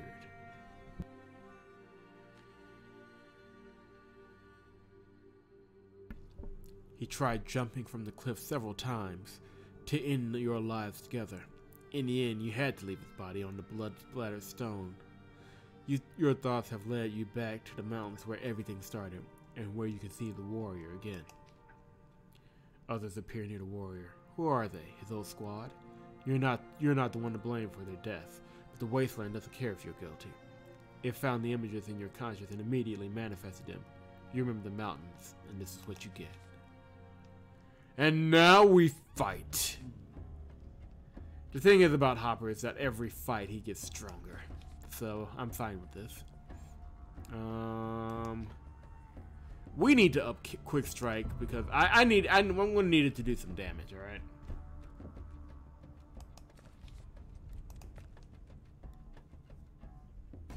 All right. Let's see if I can get this 1-in-1. Not too many. We got a couple of archers here we got to worry about, but it's not too crazy.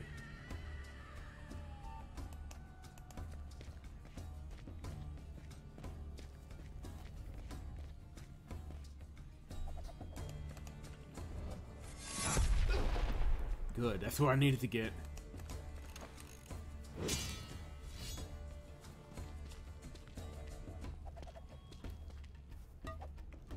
Ooh, good stab. Alright.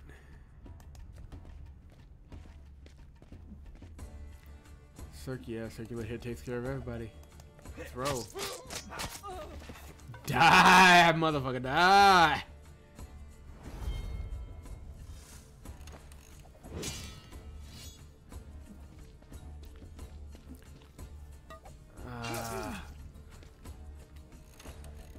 I should be able to get them both with this. Oh, I would have been able to get them both, but no. For now, let's just heal. Your soul is mine. So, yeah, Hopper's basically just a heroic Shang Tsung. That's basically what he is. Ooh, okay, that took a chunk. That took a chunk.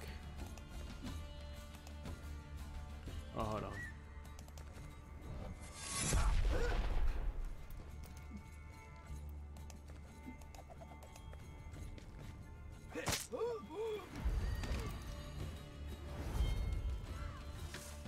All right. Okay, good. I was worried for a second it was going to be the archer. If it would have been the archer, we would have had a problem. So we're going to play keep away for a little bit here. Because I need this attack to get back so I can heal up.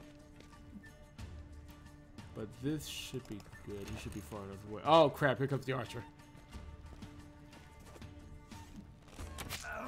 Ah, damn it. Okay. That's okay. That's okay. You die and you learn. You die and you learn. So, how do I'm gonna need to get the archer first.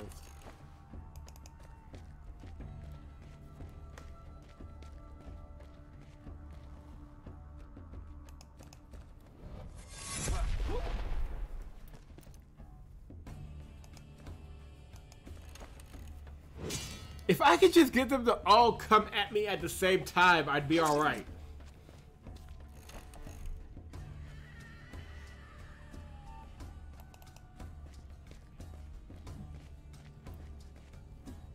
Yeah, I'm gonna be doing a lot of maneuvering because I need. Yeah. The archers need to get taken out.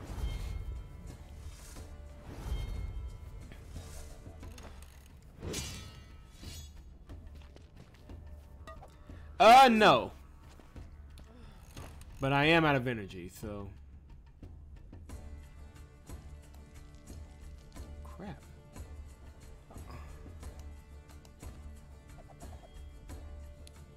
Okay, yeah, they got me on that one. I need to get my health back. Try what's going on. Good to see you, buddy. With my energy depleted, I'm not going to be able to get to that other archer fast enough, but I'll make do with what I've got. It doesn't seem like I have that much of a problem right now, though, so I'm not going to question it. Yeah. Good. Son of a bitch! He figured out what I was doing. We're good, we're good. He just took my energy. I can still kill him.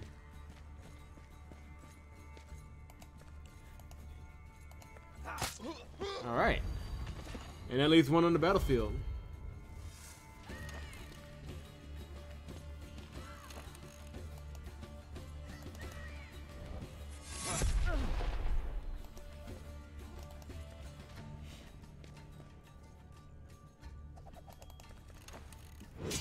Oh, and to answer your question, Hopper doesn't have any limits on how much he can die. The others do, though. Like, they cannot die as many times as Hopper can.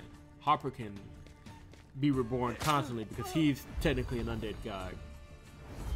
Alright, that worked out.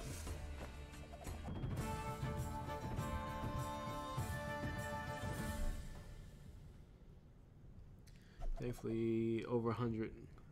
Yeah, Texas is practically melting right now. But that sucks, man. How high did it get for you, Try? Like, what was your local high today? And we gained a skill point. After the fight, you come to your senses in the wasteland. The place is starting to annoy you. Too much chaotic magic keeps attacking your mind here. You hope to leave it soon.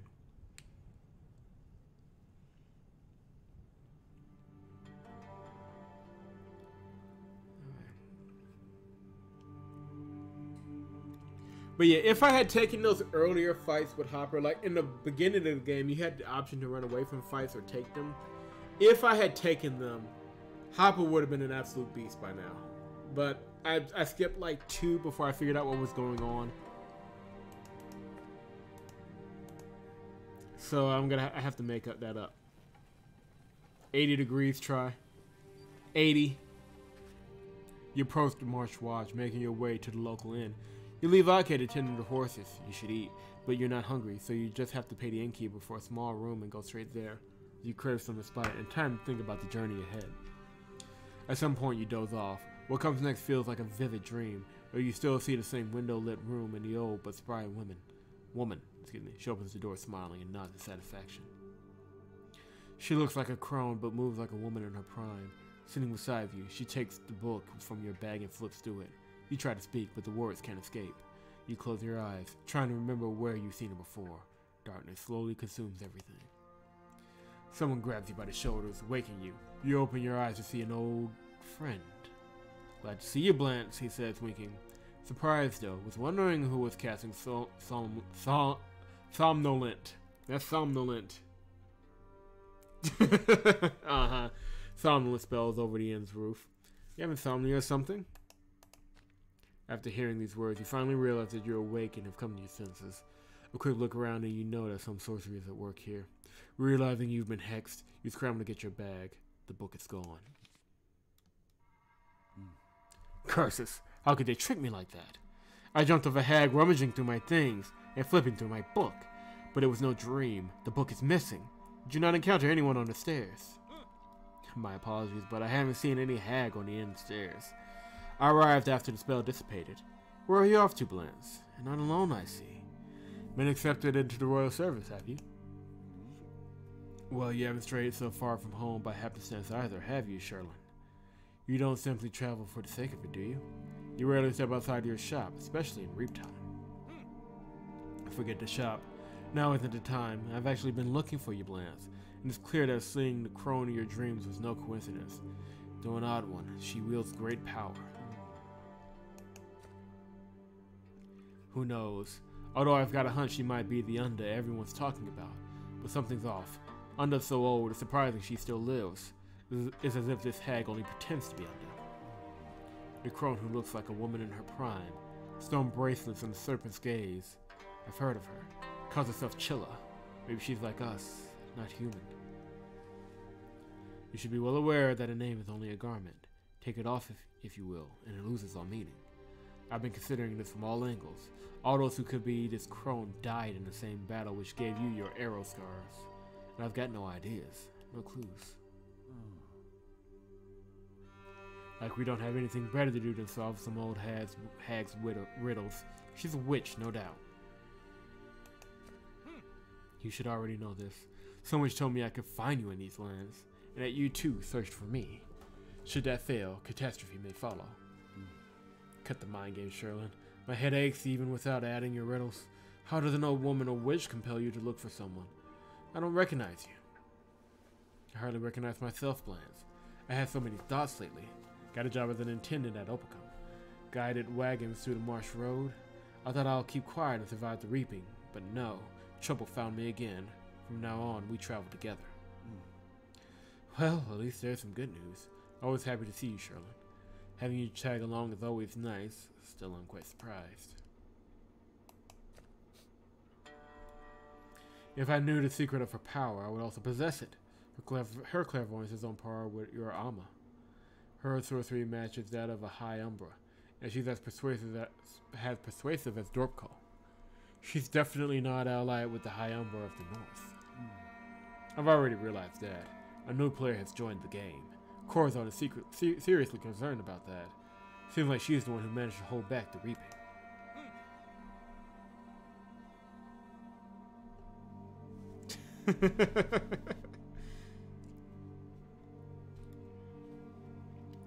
And Sup is here somewhere along with Therese. I don't care about that Corazon scoundrel. And who knows if the reaping is truly receding. What if she's not saving us but seasoning us for the frying pan? There's something special about her, as if she's holding some hidden threads, or has some underlying scheme. Blance, I don't like it. Calm down, Sherlin. Why should we be scared of the reaping, especially when we're together? You take off your glove and show your blackened hand, as Sherlin observes it with great interest. His breath becomes heavier, as if he's trying to place a smell. What a convoluted curse. Where'd you get this nasty thing? And why is it on your hand? What purpose? And why does it jitter? Breathing. Is it breathing? Still haven't lost your aptitude, huh? Got this nasty stuff in Albius, just near your shop. Some cunning crone left it. Now I'm roaming Bacana trying to piece together a spell to cure it, among other things. Yes, I'm aware. Following Gleda Brennan, are you? She just met her father by the marsh wash and left, trying to save her brother. Well, let him. Why do you want to join me so badly, though? What's your aim? My goal is to survive, same as yours, judging by that blackened hand. I don't have any recent hexes, but I'm still afflicted with a much older curse. I feel chills and a sense of foreboding. Something else on my mind, too. Have anything to say? Shouldn't I be asking that question? Aren't you the one who's supposed to impart the key words to me? For which I came here all the way from Ursus. It all led to you. That's true. Don't know what book that hag stole from you, but I've also seen her. Not just in real life, in dreams too. She seared something into my hand in one of those dreams. It burns and won't subside unless you read it. Let me just roll up my sleeve. So, she is truly a great sorcerer. Always gets away. What you got here? The same handwriting. And with every step your burden shall become heavier, for you carry it for many, and her number increase still. Oh, damn it. Hold on. Thank you, Sup. That's why you are a mod.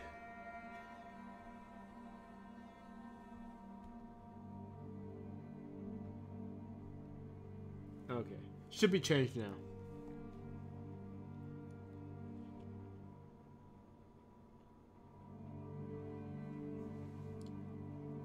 Maybe he's from the future. Mike, you're not helping. Ye gods, the writing's vanished. Such a relief. What do those words mean, Blance? What are they? I don't know, Sherlin. I need to think this through, but I won't be staying in the inn. Can't say I'd be happy about absorbing anyone else's sorcery.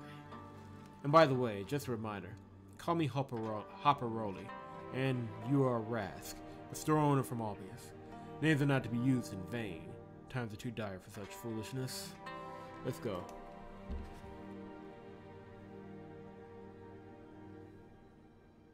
I'm always helpful.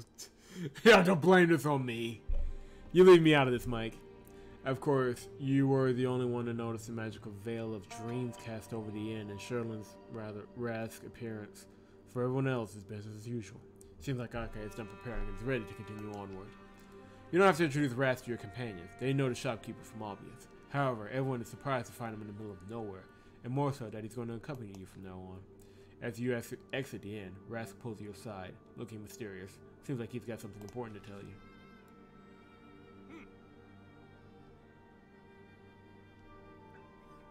Blance, or rather Hopper. Wait, I haven't told you everything. Dornbrennan's daughter was waiting for him when he arrived here. Me too. It was the old woman who brought his daughter here, after all. There was also Philia, a girl from Ursus. I was asked to watch Gleda until Thorn comes. I know her from my time in Obvious. Headstrong girl, that one. So Ophelia headed to Opicum, and the old woman decided to cross the marshes. I was sure I'd never see her again, but when Thorn headed west with his daughter, that damn hag came to me in a dream. She drew this damn thing on my hand and said something cryptic.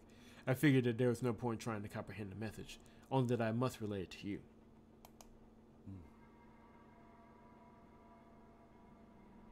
I take Mike's advice when Mike's advice makes sense. That's like once on a good day every couple of weeks. Is this guy another? Yeah, this guy's another body swapper. What did she tell you? And why do you think I'm the recipient of her message? She mentioned you by name and called you Blance instead of Hopper. So listen up. You need to venture west and keep in mind that even a scoundrel can be useful. That's not much to go on. Is that it? Was there at least another word? Must I solve riddles again? Well, life's one big riddle. She also said that I need to accompany you. I'm asking, what did I do to deserve this? And she dismissed it, saying, the real trial lies in Frigga, or somewhere nearby, and that it spells certain doom for you.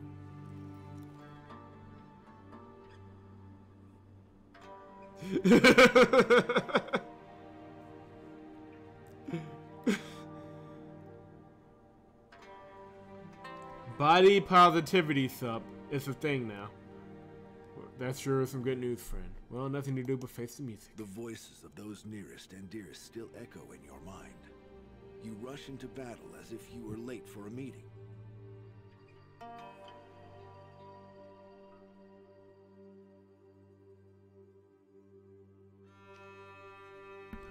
You can't say that!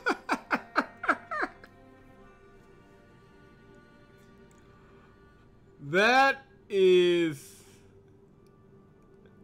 Wow. Maybe you can't say fat in conjunction with a person. Like somebody say fat man.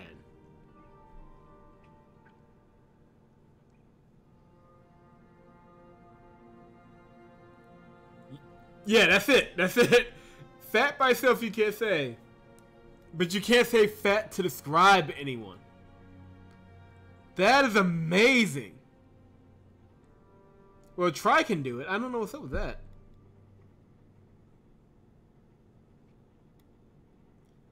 Fat, ugly.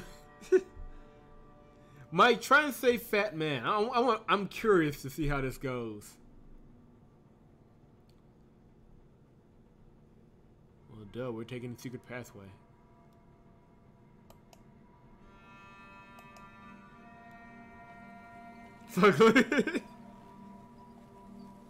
That is odd. I don't know what YouTube is doing. Score points for an odd structure of stone and branches. This looks like a local shrine, receptacle for offerings. If you don't have a proper temple, you can heap offerings in places like this. The priests don't collect them here, though, or do so rarely. You come closer and see a simple altar. Different tools are laid out on top, as well as a plate full of pies and a rope bracelet with five little strixes. Excuse me.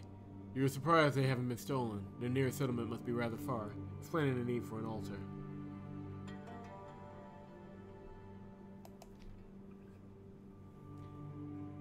Searching the shrine yields nothing.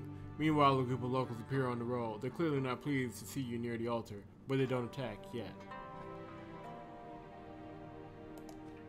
You manage to retreat practically unscathed. Only a stone thrown by a deft hand cuts your brow. You easily leave the pursuers behind, for none of them have mounts. What on earth?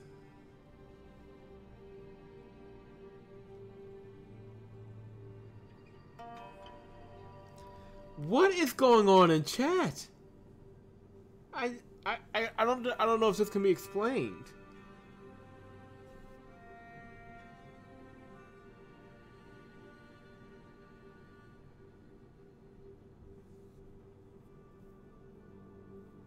You can say fat guy.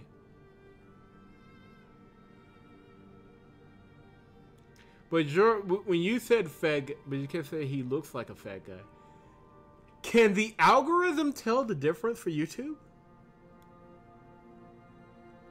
Holy crap. That's a little creepy. So, well, you just said he looks like a fat guy there. Maybe it's the preposition. So depending on how you type it, that's what it's looking for, not just usage of the word. Well, so you may be outside of it because you're a mod, so you should be able to say whatever you want. It's everybody else that's the problem.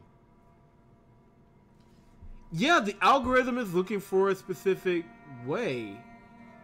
Holy crap, we discovered something here.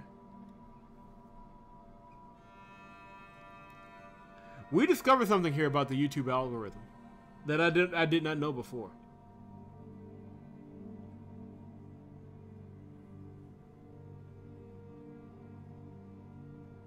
That is amazing.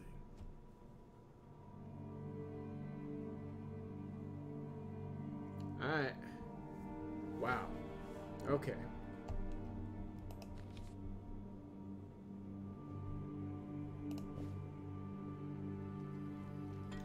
Yeah, the algorithm is much more powerful. It's like we become Neo now.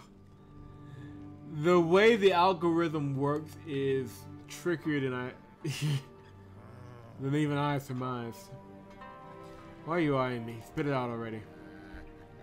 You are right. Maybe we'll all drop dead soon, so let's have a talk while I'm still alive. Truth be told, I'm still amazed I stayed alive for so long. We've been face to face with the enemy many times, and there's still much more to come. Hope you don't regret letting me into your squad. I've got nothing to regret, but I still don't understand why you need to go west. You won't earn any coin following me, and you won't become a commander. Could have waited for the war to reach the edge of the wasteland, you know.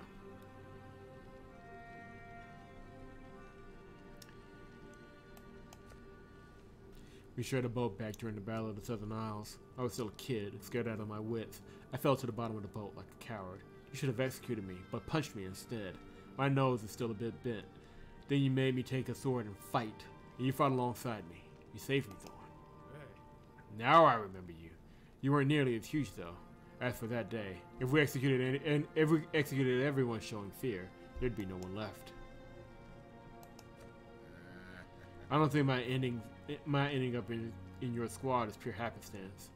Look around. There's not a single random person here. That hag, the one I told you about, she thought everything through. She's the one who gathered a squad for you. Think about it. Can't deny thinking about a lot about predestination. And why would anyone have any use for us? Still, not much time left to wonder. Soon we'll be served at the table and finally see who's trying to gobble us up. Well, I may not talk much, but if I don't say all I have to say before I kick the bucket, I won't leave even a single memory behind, nary an echo. Well, you've shared your tale, and I remember you. Now I won't ever forget. Still, what would become of your story if my life ended tomorrow?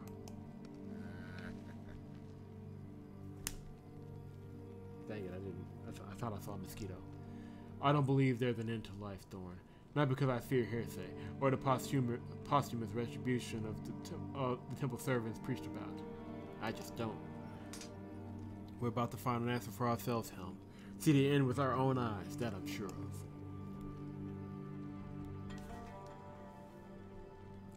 Like, this is making... This is fascinating to me.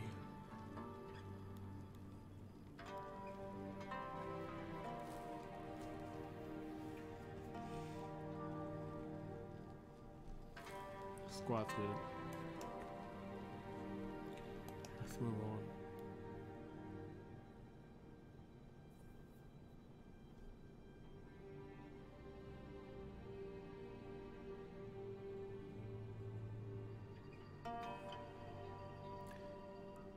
Don't.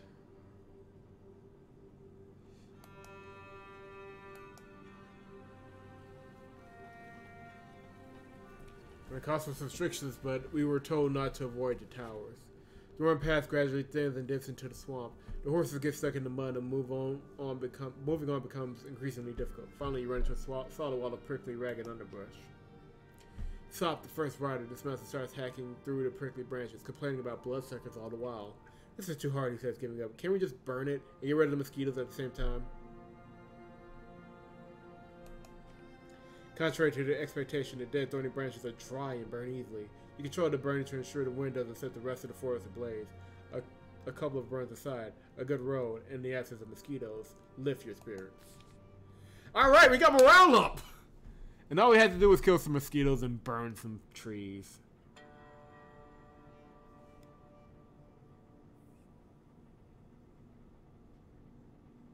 No, I'm just gonna let you guys keep experimenting with chat. This is like the algorithm.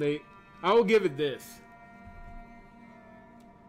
What YouTube has done as far as AI is amazing. If you've seen that show Westworld, it's basically the internet. Like, it's not.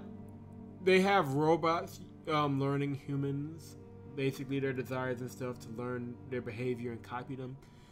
You just need your user data, just what you watch on YouTube, what you tweet about, what you look up on Facebook, stuff like that. And if the algorithm for YouTube has gotten to the point to where it can tell different intonations in what you use in a sentence, then Skynet's gonna kill us all.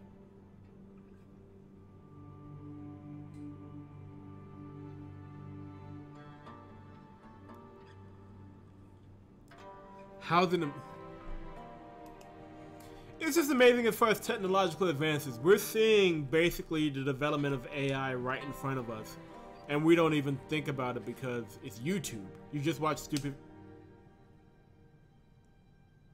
Hold on, I think I just had a revelation.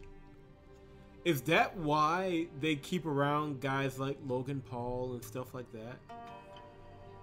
Because they keep the younger generation involved in YouTube, so they get to learn all of these different habits and different things and different reactions to offensive behavior through Logan Paul doing stupid crap.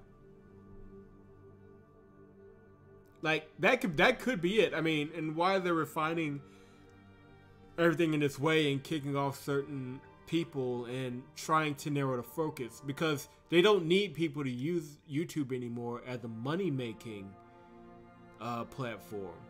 They need the reactions to what they show. I'm gonna get kicked off this platform at any moment. Yeah, YouTube is the key. You're right. YouTube is the birthplace of Skynet. It's not about like people profiting anymore. It's about learning behavior. That's why they're keeping certain people around with the largest fan bases, because they can get the most reactions from them and learn their separate behaviors.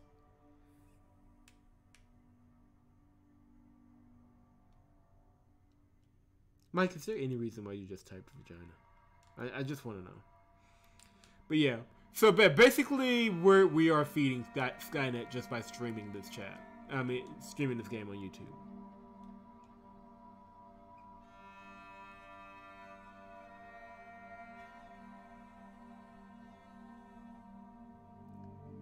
Yeah. You're right, Try, I believe. I was told to be lewd. Sure, Mike. The Traveler... Who is this guy? The Traveler introduces himself as Verselgas. Glancing at the guilds warily, he shares his woes. The local governor hired the guilds to hunt bandits, giving them a written permit saying that they're carrying out his will. The guilds do what they're bound to, extorting more money from the locals. You bid farewell to Verselgas and ponder for a moment. These people are in a bind. The permit makes the guilds untouchable to the guards. On the one hand, they really are serving the governor.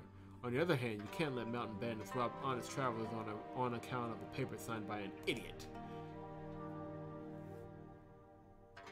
The guilds already noticed you. One comes closer. Let's see, sire. I kindly request you pay me and my fellows here for passage on the road of His Excellency. What's his name here? It's written on the paper. A couple of gold, if you will. We're not greedy. You can take a roundabout road if you want, but it'll add 2 days to your journey. Screw off. The guild expression changes when you tell him where he can stuff the governor's permit. He runs back to his minions and they draw weapons. A menacing grin twists your lips. You, a baron, a captain of the Odalan Guard, and a warrior who stepped beyond the veil, will not pay these scum.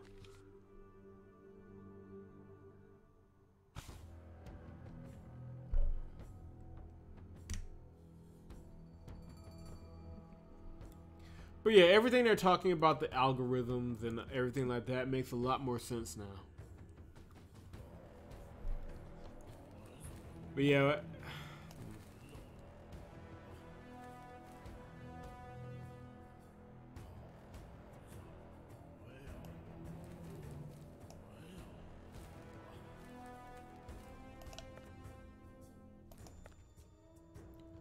We have got a bunch of junk. Alright. Let's rock. Time to die. Really, Kita? Last time we only died twice, okay? And that was with one guy. Now we have several. The only thing is since they're not Hopper, they can only die so many times. And I don't have an archer, so we're... Well, I got the sisters. The sisters are beasts in their own right.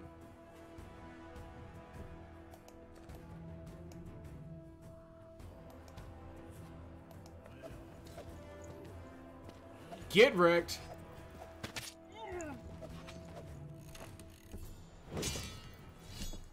But yeah, it's interesting. I think that will, and within the next 5 years, that will be the story.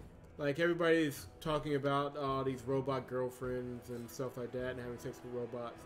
But the reality is, when they do finally introduce an android, real android, not just a fake plastic looking thing that has a voice box, but actual moving, talking android, it will have so much knowledge about us and be able to react in ways that we haven't thought about.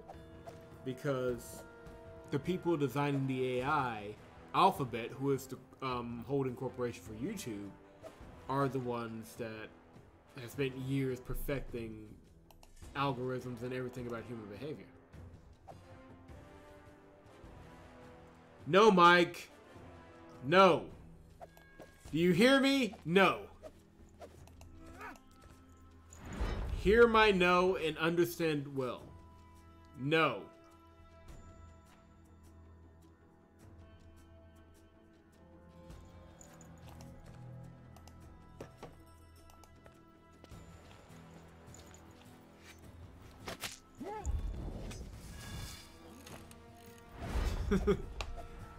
I'll try. I'm like, oh, that's so far-fetched. Yeah, it's coming sooner than you think. I, for one, welcome our robot masters.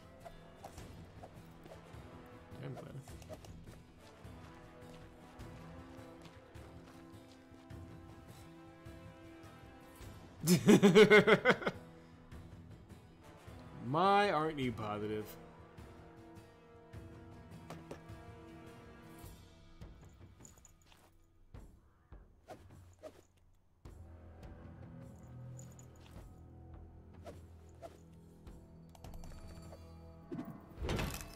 That sounds interesting.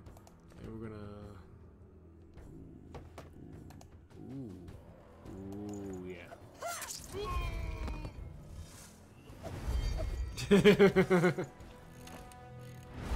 But I mean, all of their services now is to create a computer capable of thinking as fast or superior to a human being. That's everything. That's Alphabet's mission statement. That's what they're after. So eventually, they won't need the algorithms anymore, at least the ones they are using to influence us, because they won't need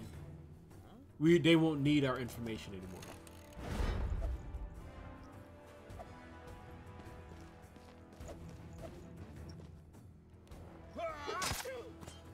Okay, Letta still standing after a heavy hit. That is surprising for her.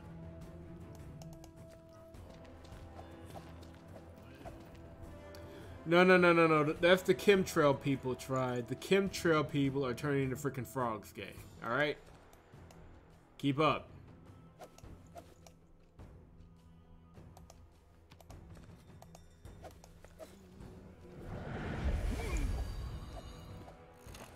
How are you not dead?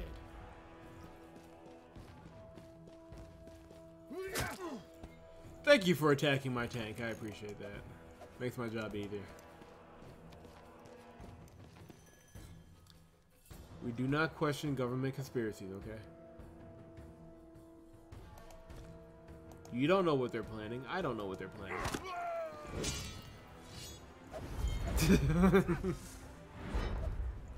I'm just waiting for Try to start streaming one day and start screaming about all the evils the government are doing. Turning the frogs gay, you know. Stuff like that.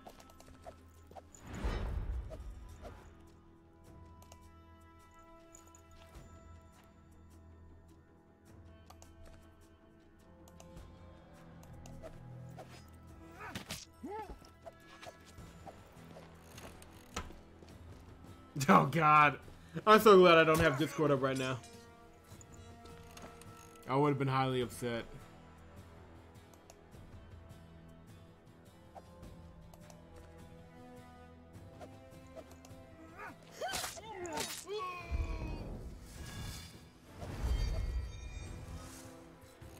It's already real no.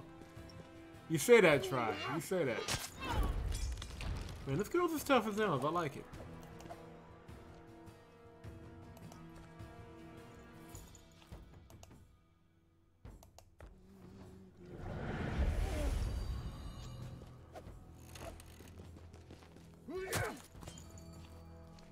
Gletta's still hanging on. Alright, Thorn, protect your daughter.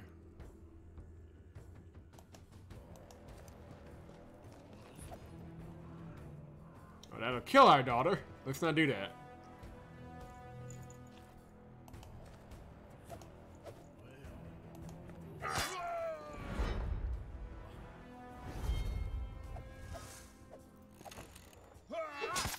And she's dead. Oh, that lasted as long as it was gonna last.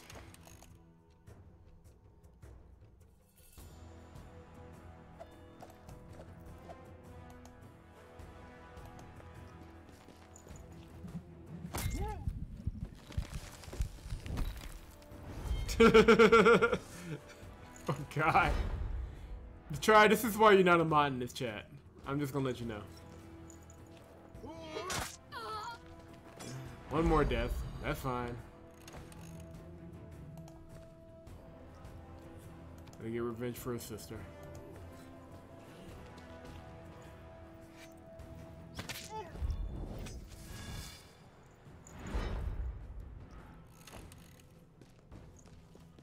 She's not completely dead, she's just mostly dead.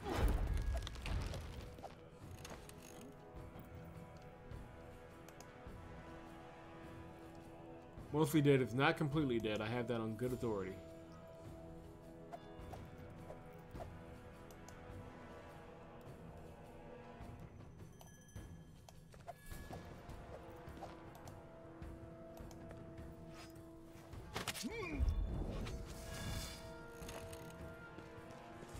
Single biggest mistake.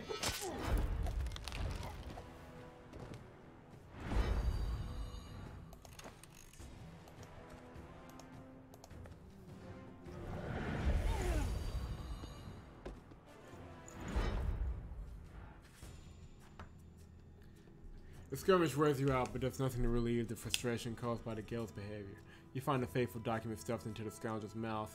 You found the fateful document, stuff it in the scoundrel's mouth, and shove it down his throat with the heel of your boot. You don't care for the fancy governor. You only stop after the Gale's head is a bloody mush. You wipe your boots on the grass and mount your horse with a sigh. Damn. And that apparently turned on Andra.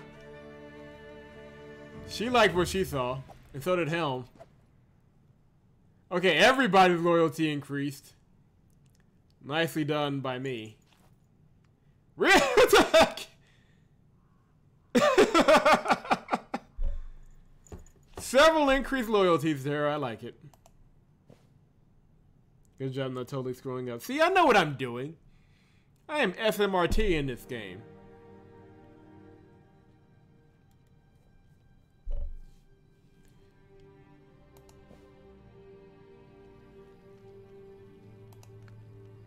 Yeah, we do kind of gotta heal everybody. And we can level some people up. Hold on. Make sure everybody who's got a skull is where they need to be. Good. Gonna use those Strixes. Alright, let's do some leveling up. I mean, the people don't need to revive. They're already revived. They just, you know, need to be undead.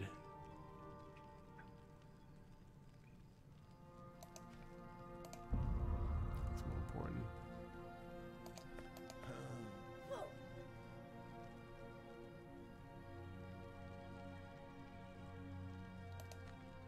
I'll open up that tree. And for Foster.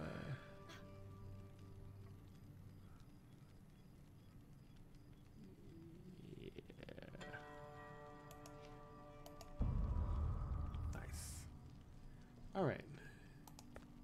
Everybody's good and leveled. We can continue our journey safely. With decent...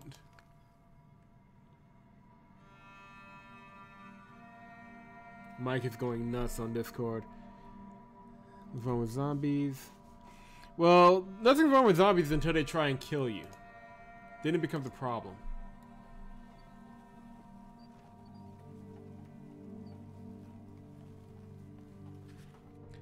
You approach an old stone bridge over a narrow river with boggy and swampy banks. A fat guard stands beside the pole that blocks the way like a toll gate.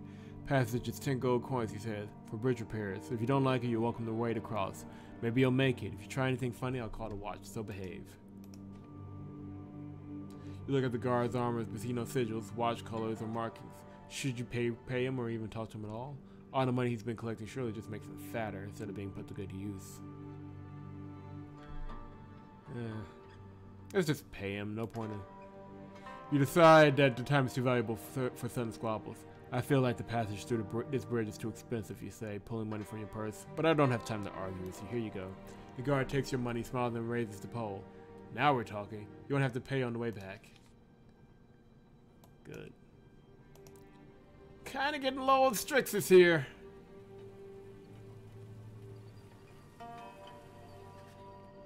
A group of armed men approached your camp from the forest. You didn't notice them arrive. It looks almost like an ambush, but they don't attempt to attack you. A vandal carrying a bow on his back steps forward and raises his hands. We don't want to fight you, Madthorn, he says. Let's talk. Foster suddenly appears behind you. I notice Bowman, he says. She whispers. He's a vandal hunter who became a mercenary. His aim is certain, but I can talk to him if you want me to. You can't decide what to do, so you nod. I don't know what business you have with Bronze Victory, says the vandal, but I know that he'll reward anyone who brings him your head. My boys and I are completely penniless. However, with your reputation and mine, I'm ready to forget we ever met you for 3,000 gold coins. You heard about vandal hunters, sharpshooters, and good warriors. Picking a fight with one is risky business. The vandal's asking for a tidy sum, though. You need to decide since you can't just keep staring at each other for eternity.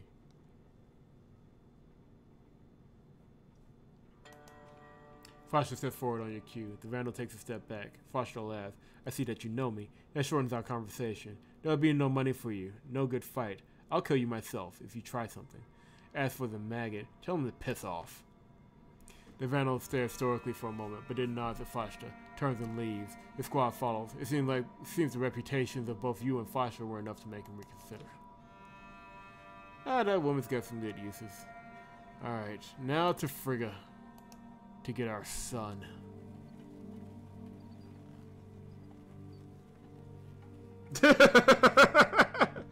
Really? Sup, we're not gonna let Try have that one? Or is Sup even paying attention?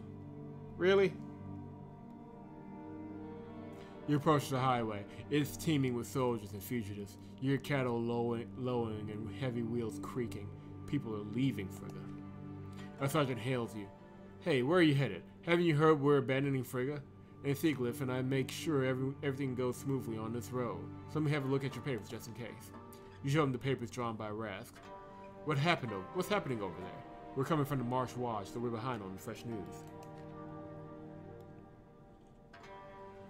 Sup is like, she's right in the middle of a stream, goes MIA, probably dreaming about her Imps harem target. There's really no other way to put that. Seaglyph returns the papers and spits. The intendant shouldn't have sent you rest. There's nothing for you there now. Gales and vandals have turned mad. They're just swarming onward, completely out of their minds. Prince Herdeling is fending them off for now, but he only needs to buy time. You ask, and what about Prince Trig of Tirana? The sergeant looks on at you surprised. Are you all living under a rock in that stockade of yours? The Tirana king is dead, so his son is now making his way to Hyborg to defend it. He will also be crowned there. The sergeant has nothing else to say, so you venture on with knowing that time is short. And all my Strixes are gone! Jesus! Maybe so. Well, I'm assuming if you know Mike, you're so used to him lying that it shouldn't be that big of a deal. Holy crap. Look at that army.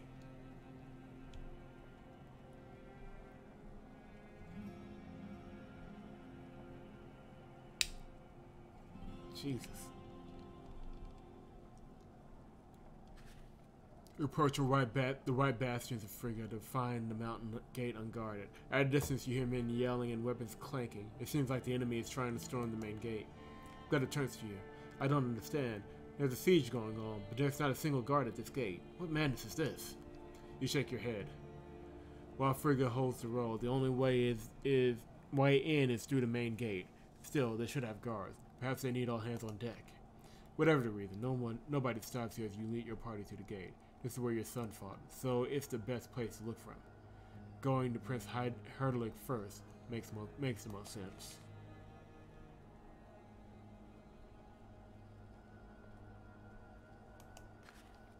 The city is nearly abandoned. You see the occasional guard and hear the distant squeak of carts, but nobody pays you any mind.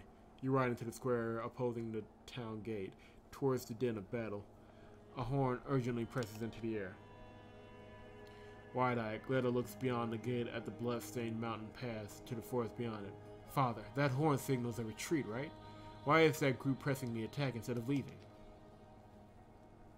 You face the gate. A battalion detachment that pushed back the enemy is now trapped. Another band of Gales join the fray. You can spill blood, but it could end up being your own. Should you risk your neck helping the Burkans, or just keep searching for the prince? Frigga's defenders are quite capable. Screw it, we're gonna fight!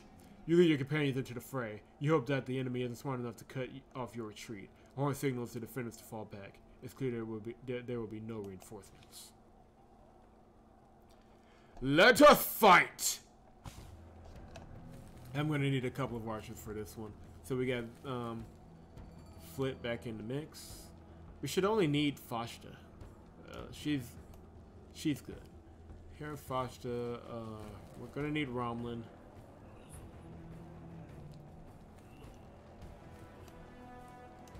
Get Romlin back in there. Flit. And...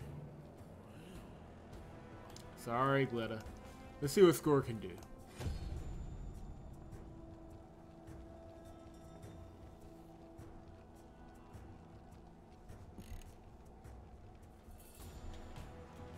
Having a healer will come in handy. As long as he doesn't die. Hold on.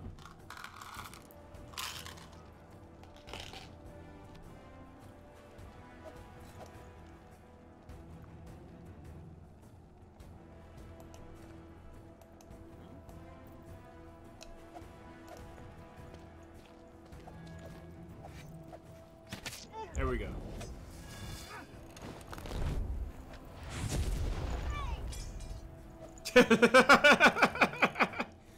Mike, you better read your DMs, man.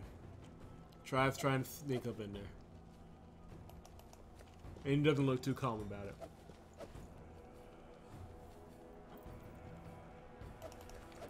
No need to call Mike a fool, Try. He already knows.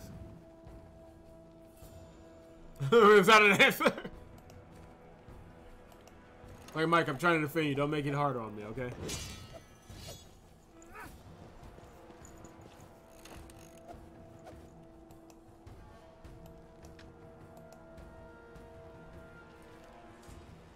He's got no shot right now.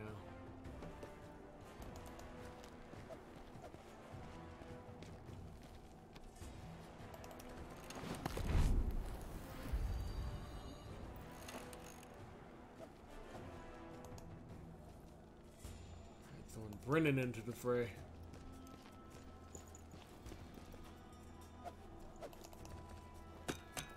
If I can get into the center of them and use throwback, I can do pretty good.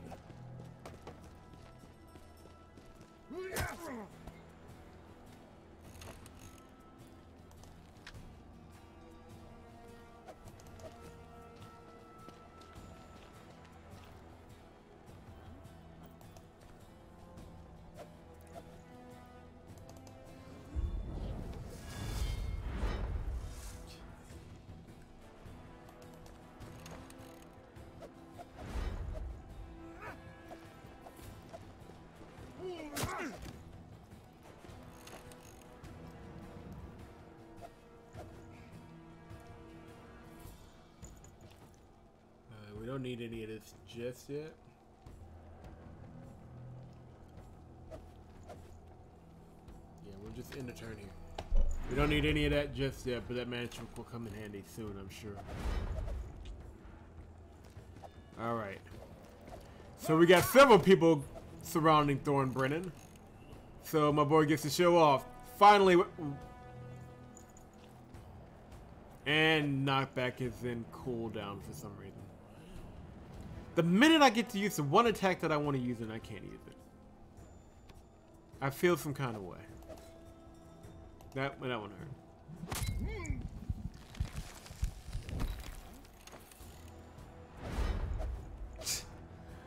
Are you just not figuring that out, Try? Really?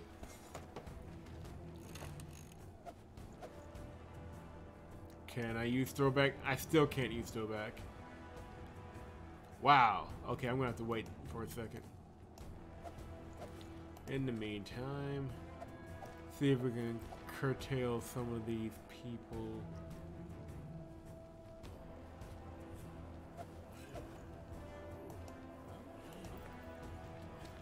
Like, I want to use throwback and just knock everybody aside, but that's proven to be a problem. Wow, Mike, the hostility in that statement, the hostility towards the mod. You must feel really safe right now, my friend.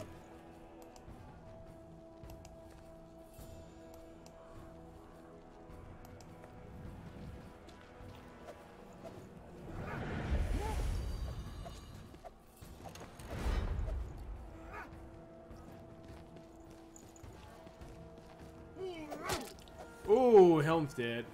I should have healed him that last turn. Yeah, we're good. Can I use throwback now? I still... What, really? I feel personally offended. I can't... I finally get the space to use the one move I like with Thorn, and I can't use it. I feel personally offended by that.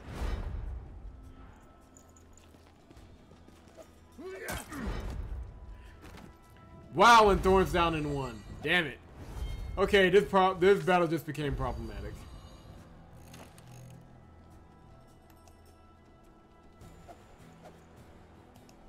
We have some work to do now. Christ.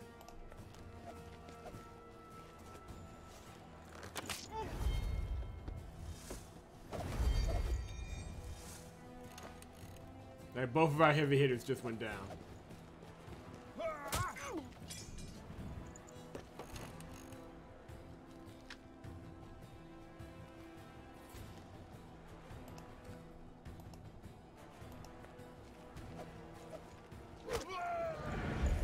Alright.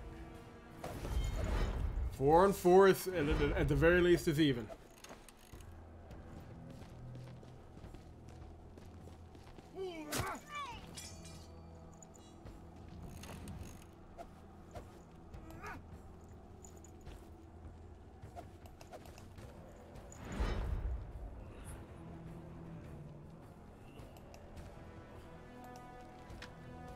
Get back.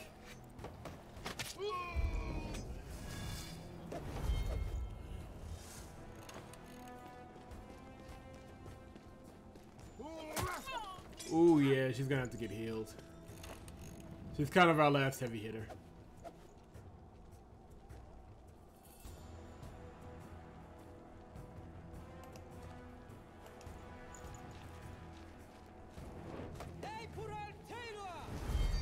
Nice.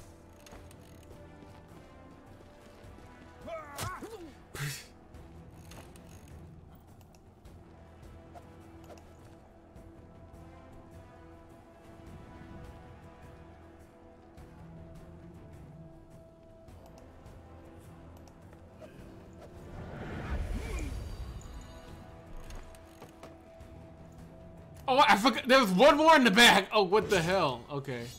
That's a problem. That is indeed a problem.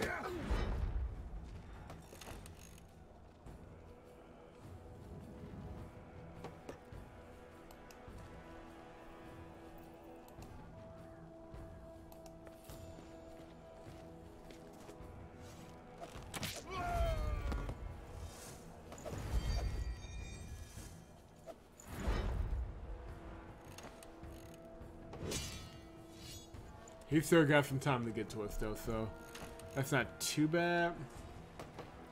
But what do my cards say?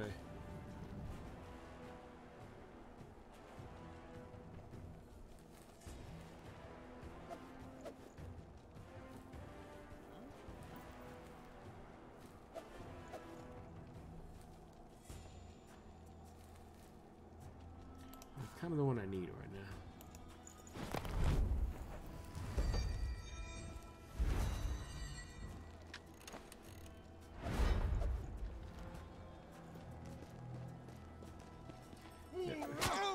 Oh, son of a bitch!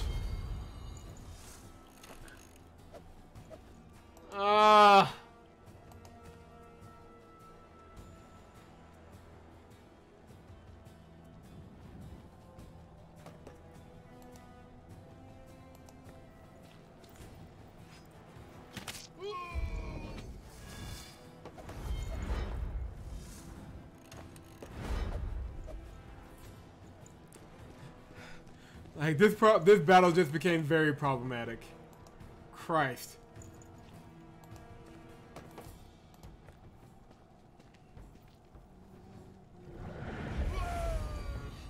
And so we were left with three. The three weakest members by far of the party. And one barbarian. And the healer's down. Alright, if you guys want to come up with some magic now, that would be great.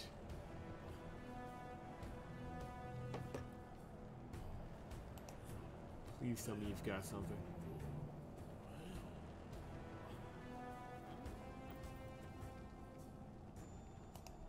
I guess she really kind of needs high defense right now.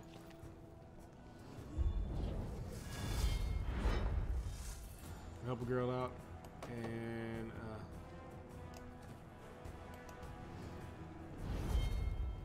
hopefully that holds.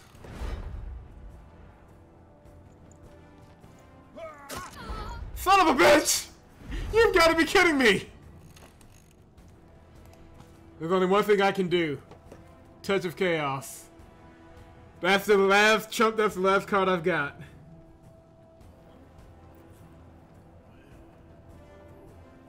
Wait.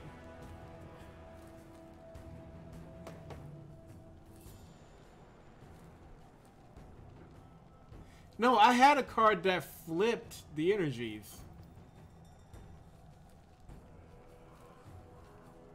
Damn it. Alright.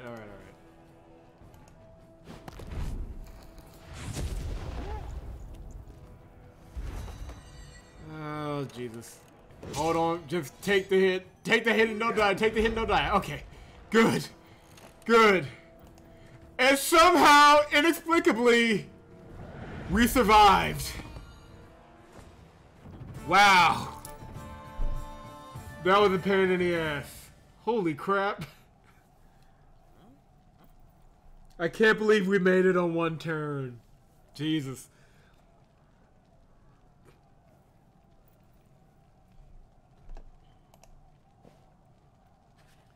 That was tense. Having thrown the gales, you are forced to retreat. The assailants are at your heels. As the gate closes behind you, another wave of attackers crashes against it. Like the last, the fresh attempt is unsuccessful. A hail of arrows drives them back, and in minutes, the besiegers retreat from Frigga's walls. One of the warriors you saved wants to talk to you.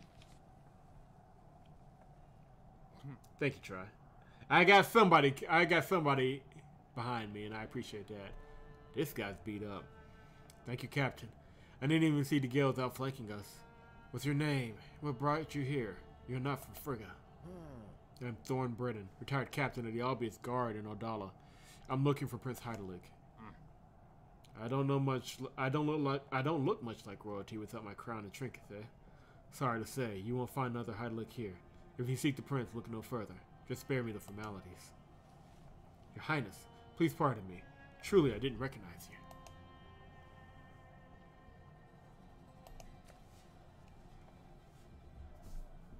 you. Sup, you're not helping right now. At all.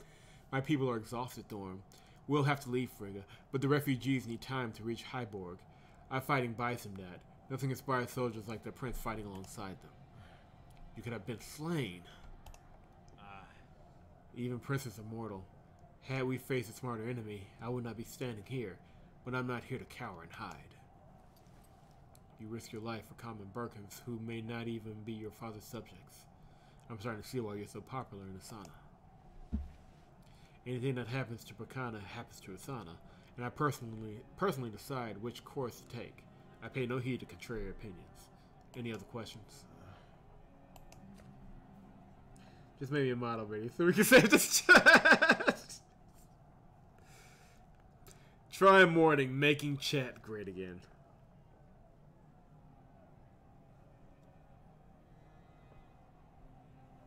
This is why we had issues with last time, fool.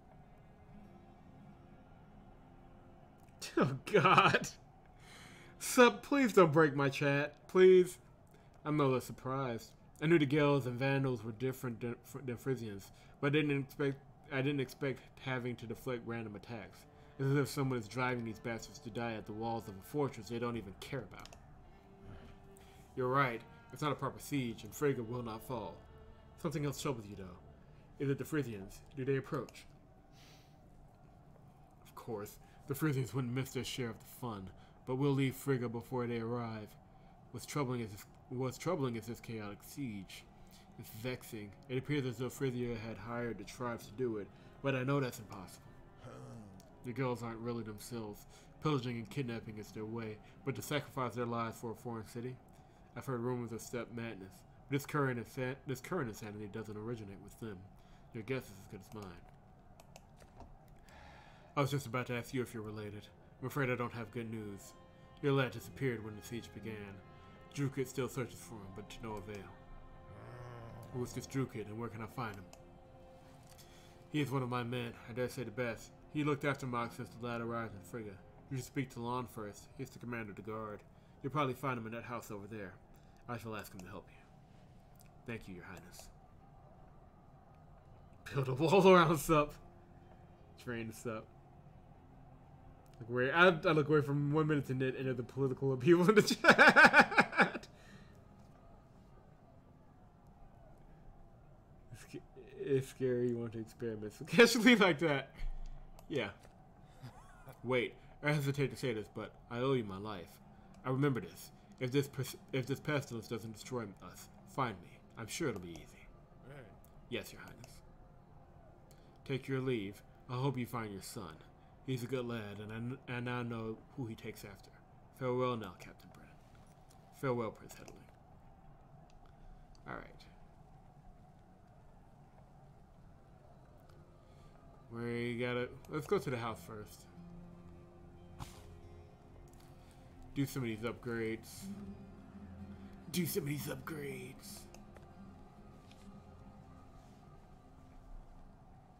I had important stuff to say.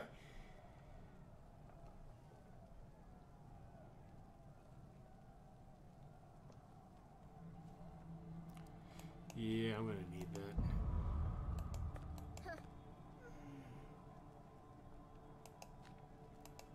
Like that.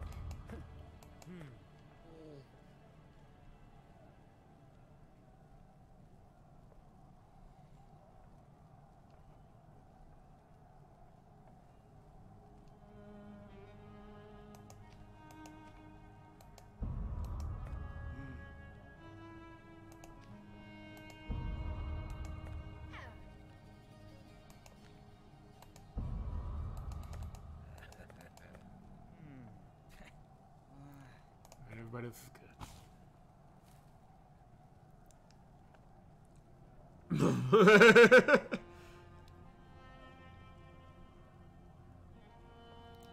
Wait a minute, what's going on? What is this talk about my future Nazi daughter and what is this? What are y'all on?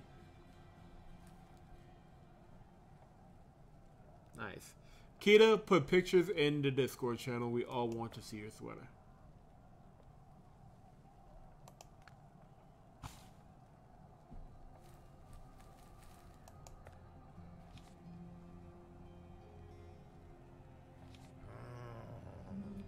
Okay.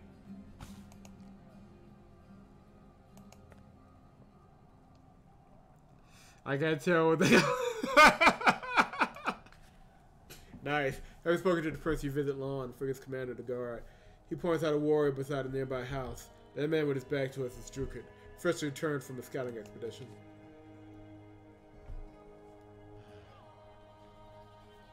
Good day to you, Drukid. My name is Storm Brennan. I've been told you're searching for my son, Mocked. Why does this guy look like Sean Bean? Actually, yeah, Sean Bean. He looks like Sean Bean. True, I do search for Mocked, and until I find him, I shall not rest. He was ambushed. The place crawls with thugs. It's like someone gathered them up from all across Terminum, purposely drove them mad, and herded them to Frigga. Mocked had a run of especially bad luck. Some unusual bandits have taken him prisoner. You mean cannibals, right? No need to mince words. I've seen much in my lifetime. Is there any hope that Mocked still lives? I'd have abandoned my search otherwise. These beasts only leave their lair for food. They haven't come out yet, so there's yet hope that he's alive.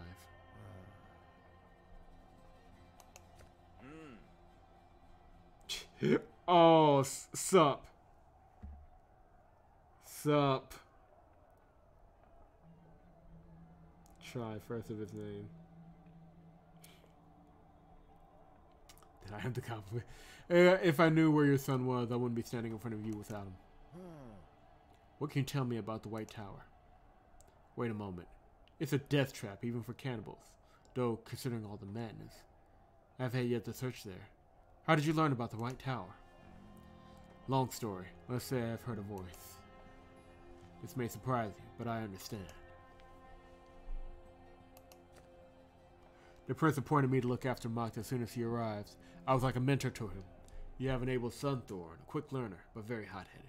He acted rashly while in my charge. Please forgive me. There's nothing to forgive. I remember myself at his age. I too would sneak away, looking for adventure. He will yet live and have his adventures. I just know it. He was captured by these beasts under my stewardship. Even if you forgive me, I cannot forgive myself. Let's go. There's no time to lose. Every hour counts. With the prince mind, hurdling is strict. He spares no more men for the search, and all of Mock's men are already dead. But the prince won't stand in our way. He is not heartless, and he liked Mock too. Yeah, that's like someone calling someone Nagato and Hitler at the same time.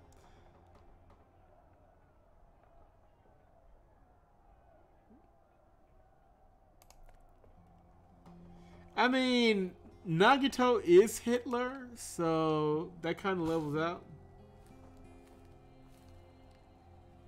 Oh, do share. We are all curious.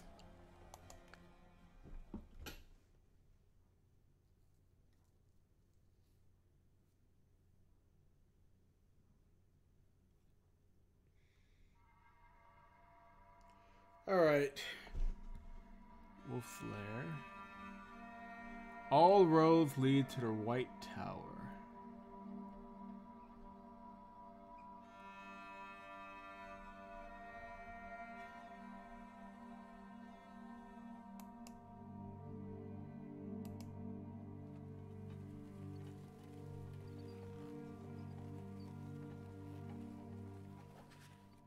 The road starts to climb, bringing you to a cliff. You follow it until you see a wooden post, the kind used by road signs. You look around and spot the old signboard at the bottom of the ravine. Many years ago, it would have marked a turn or some landmark, village or shrine perhaps. Today it's likely abandoned. Is it worth exploring a little bit? Might the fallen board provide a clue? The slope is likely to crumble under someone heavy. You need someone light and agile. The bodyguard regards the slope for a moment and turns back to you. This is a no, Thorn. You may risk my life in battle, but this is just foolish. Okay, so somebody on this party has sense. You decide to continue your journey and avoid distractions. The road dives and hides behind the debris of past landslides. You dismount and lead your horses on foot. When you're almost clear of the debris, you hear a twang of a bowstring. You duck just in time. The Instas have ambushed you. The abominations quickly approach, leaving you no choice but to fight. Gleda is closest to the attackers. Your heart sinks as you realize that you won't be able to defend her. Your only hope is that luck is on her side.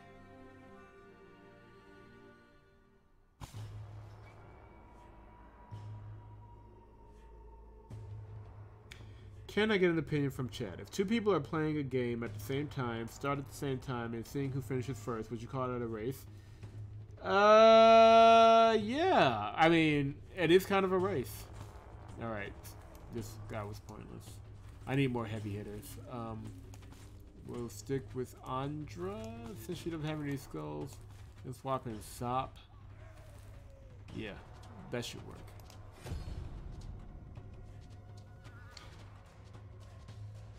Also, if you refuse me, you're saying Mike is correct, and that is clearly the worst option. It's a race if everyone involved knows it's a race. Let's just leave it at that. If everybody understands it's a race, then yeah, you're good. If not, then it isn't.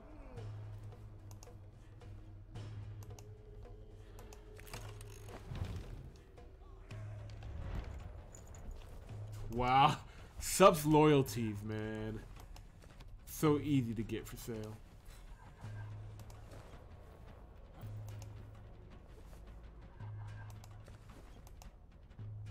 Okay.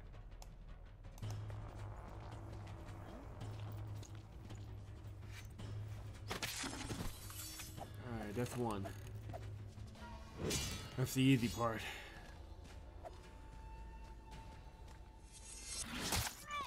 Oof.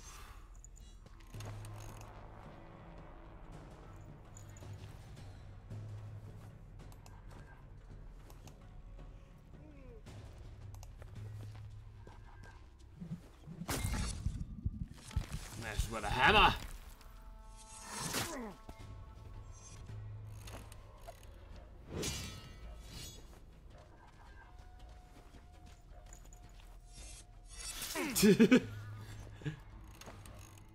I get it, there's some offense to be had at this ice cream cake.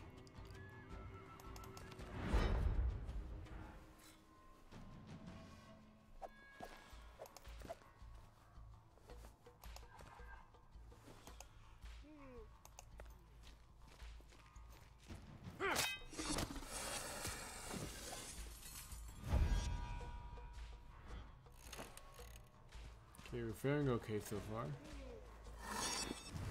And that's the healer ants.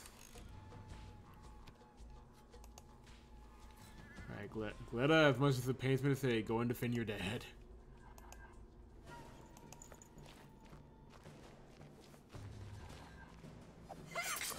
Nice. We raised our daughter well. I'm proud of her. Oh, you cheap! Ah! Okay, that's gonna be a problem.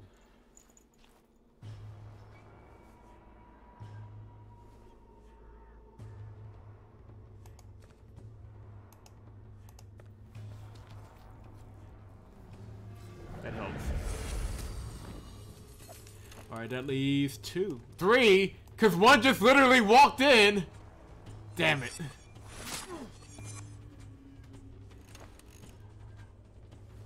Alright, so let's up your defense. And we're gonna keep you to the back because you have no health. What the hell, man? What are you doing?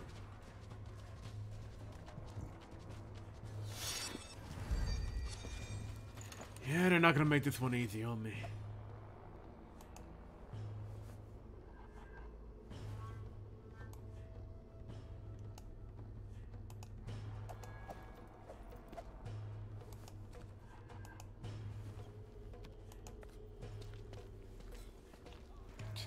Yeah, she's definitely getting attacked the next turn. She's way too close. Ooh.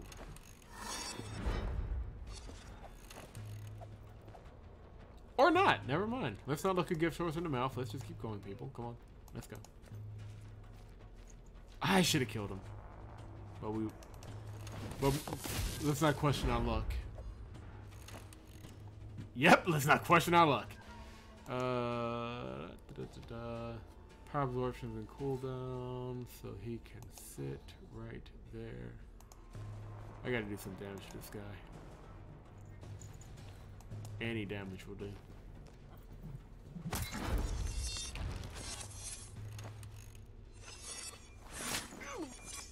She's good. She's a tough girl. She can take it.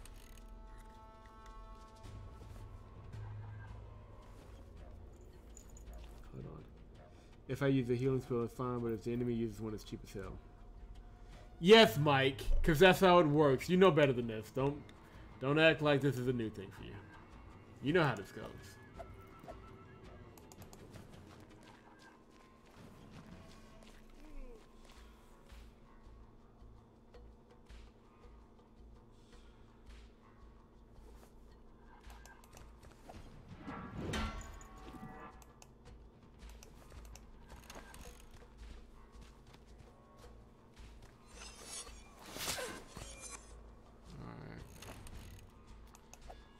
Thorn, who has no energy at all, just not energy but no health.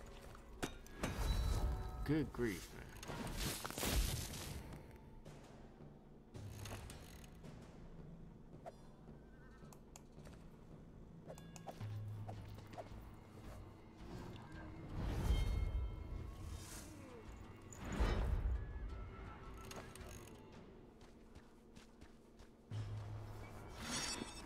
Oh, and now they're doing a cheap thing where they heal each other.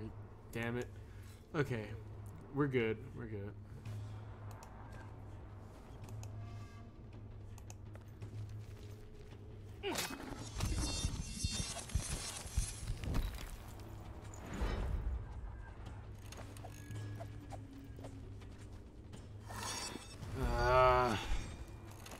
At least I got him on somewhat of a rope. He's got to figure out how to knock him out now.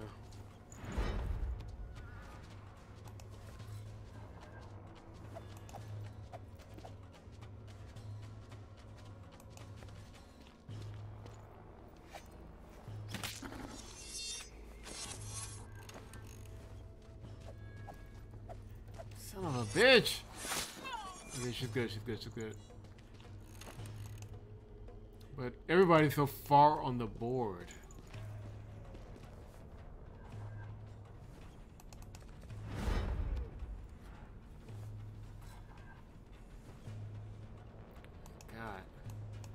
This is why hoppers were so small.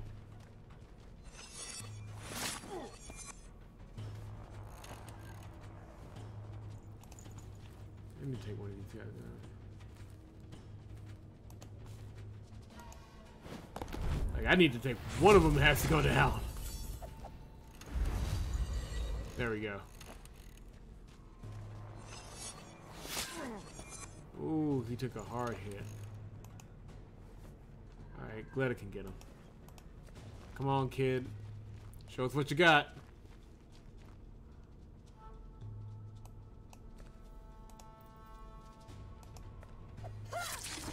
There we go. Nice. A little bit more drawn out than usual, but we got it done. And nobody died. Look at that. Look at that.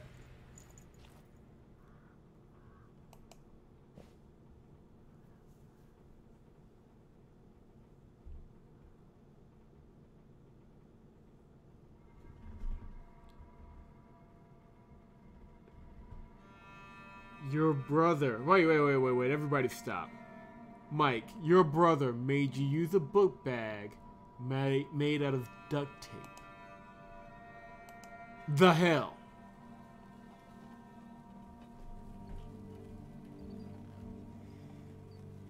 Alright. Let's see if Mocked is alive. Okay, that doesn't look good. That's not a good start. Oh my, oh wow. As semi-ruined structure comes into sight, you dismount and creep towards the massive white ruins of the tower. The situation isn't as bad as you feared. Really? Because it looks pretty bad. Not many cannibals around. They must have scattered. Like, there are heads everywhere. Heads and limbs, just bodies everywhere. Holy crap. No, I didn't fuck up. I actually made it in one piece, but this is probably the bloodiest battlefield we've seen in a minute. And if the sound effects are true, somebody's eating. Brooker points towards the ruins. The tower looks empty. I fear the bastards might panic and slaughter the prisoners. If you distract them, I'll sneak up from the side. I know this place, so I'll find a way. There's not much choice, so you nod. Drukit stalks around the tower. He signals to you with a wave, and you walk straight towards the cannibal's lair. They notice you, and a huge vandal steps into your path. Oh, Christ. Okay. This ain't good. Well, well. Look who's crawled out of the woods. Let's get to know each other. We shall be great friends. My name is Mabak, and yours is Dinner. The terms of our friendship, you spare us from hunger, and we'll be grateful. My name is Thorn Brennan. You like to ask and answer your own questions, I see. I'm sure I didn't fuck up. This is, yeah. This is, this guy's gotta go down. Yeah, I don't deny it. My mother always told me to be quiet, but I never shut up. She also told me not to play with my food, but it's too much fun. Do you know the game of questions and answers? Riddles. Care for a game. If you're going to eat me anyway, what's the point in playing? Because, Dinner, if you win, I'll share my biggest secret with you. Do you want to know what I treasure the most?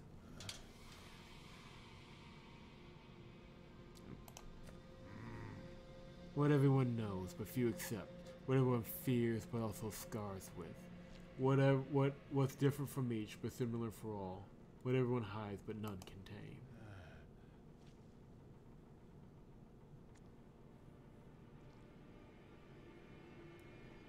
It's the truth. Like, is it?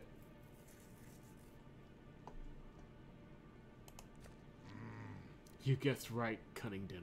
As promised, I'll tell you where I keep my loot. Not that it'll help much. In these very ruins, under the 20th tile in the 4th row, marked with the rune B. Wait a moment. What's going on? Using the bandit's confusion to his advantage, Drukit creeps towards the tower. Two cannibals rush to intercept him and die quickly by his sweeping sword. With a grunt, Mabak sends some men to intercept Drukit. The rest attack you. Mabak retreats towards the forest, but it doesn't matter. Your goal is to reach the tower and hopefully your son.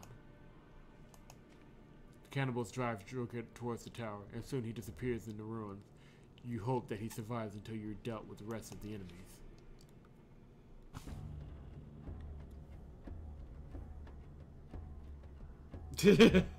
Mike over here trying to make it harder than it needs to be. Because he's Mike, so of course.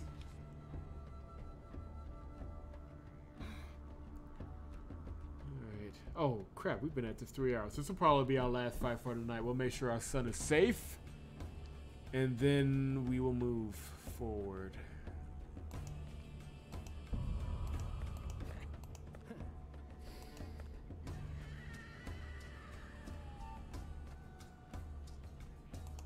Furious Strike.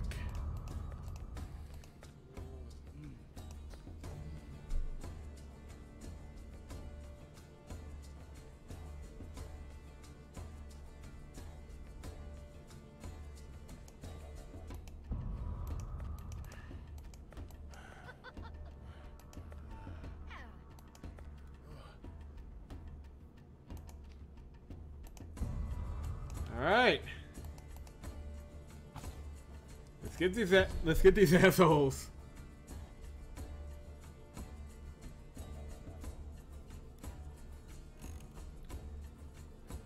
These incredibly generic looking assholes.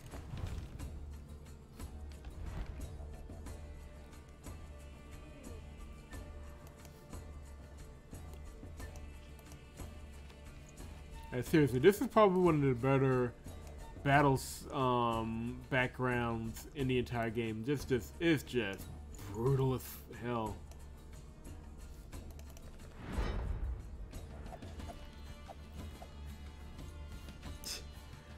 Shut up, Mike.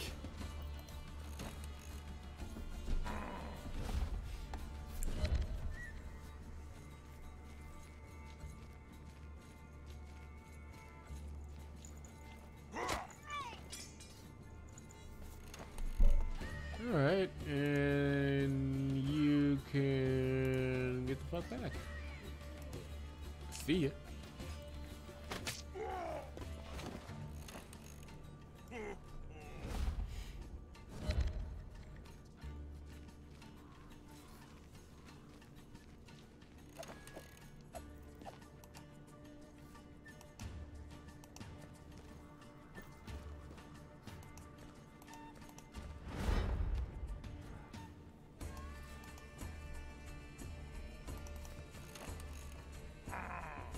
we get around to eventually try.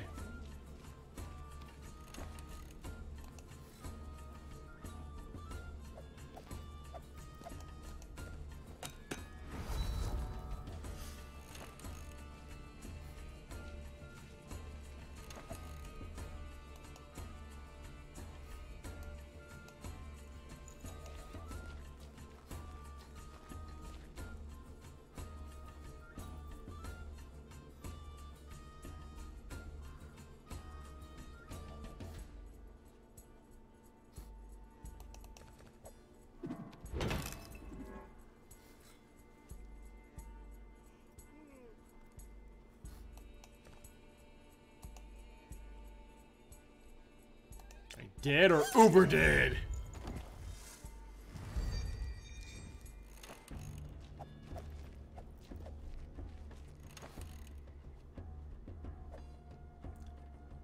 I'll take uber dead. Alright.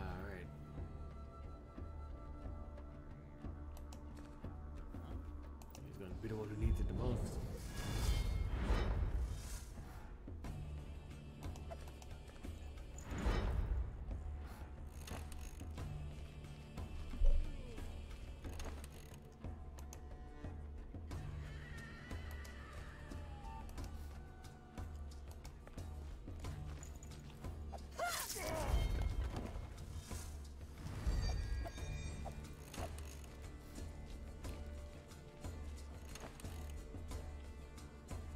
I like how nobody cares that Gletta is just laying waste to all of their friends and they're just trying to run away from her. You know what, this chick we're not gonna mess with. We're gonna try the bottom rung and hopefully we have better luck.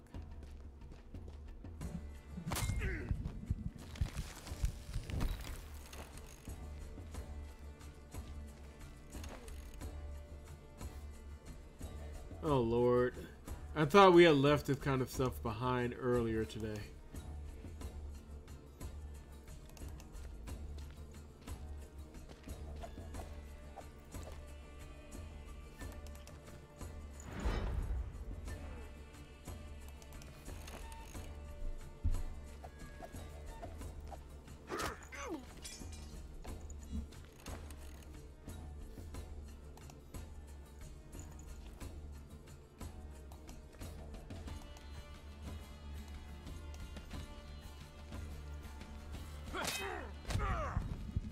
Get back and okay, what now?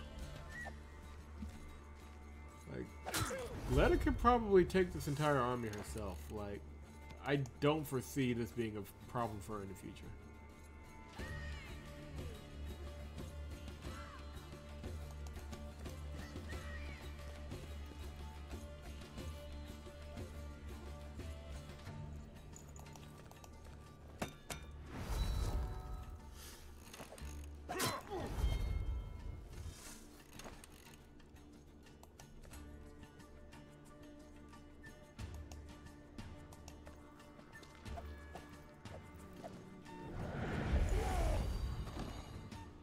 Mike, do not taint my victory, alright? I don't want to hear it. I don't want to hear it from people who thought I was going to fail.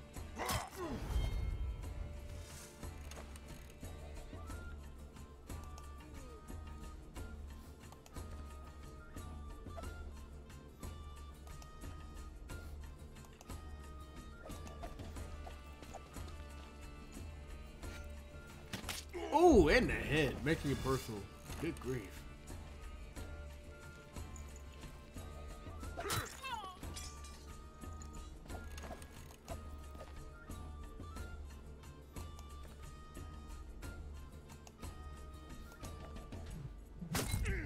The hammer.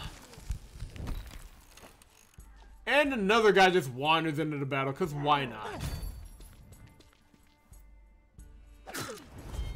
Ooh, Glenda takes a big hit. She's cool, she's still standing, but still a big hit.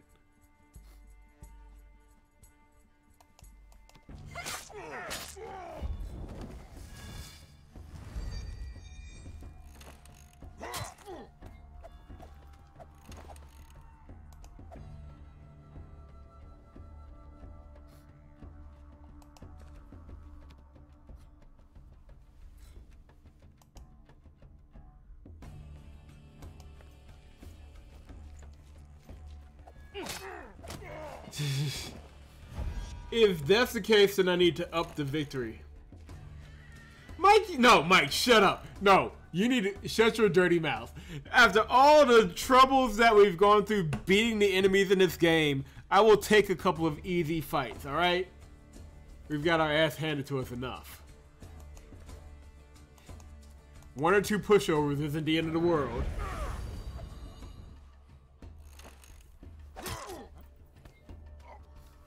Okay, good. Helm died. Helm died, so now it's harder. I mean, it's not, but that's what we're gonna say.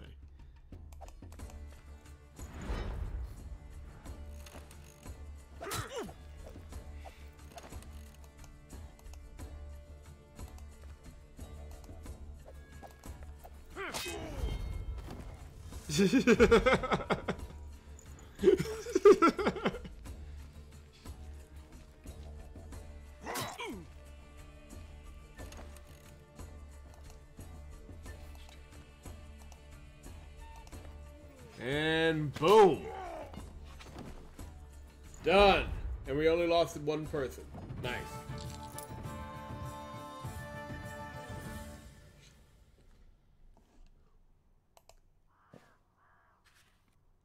With the cannibals defeated, you rush towards the tower. Several dead bandits lie by the entrance. This Druid is clearly a skilled warrior, but all thoughts about him fade the instant you find your son's body. Glenda pushes past you. She steps over Mock, wailing. He's dead, Dad. He's dead. We're too late. Grief buckles your knees by your dead son. You turn away from the unbearable sight in anguish and meet Druket's gaze. You turn to the warrior. He's in the wall to stay upright.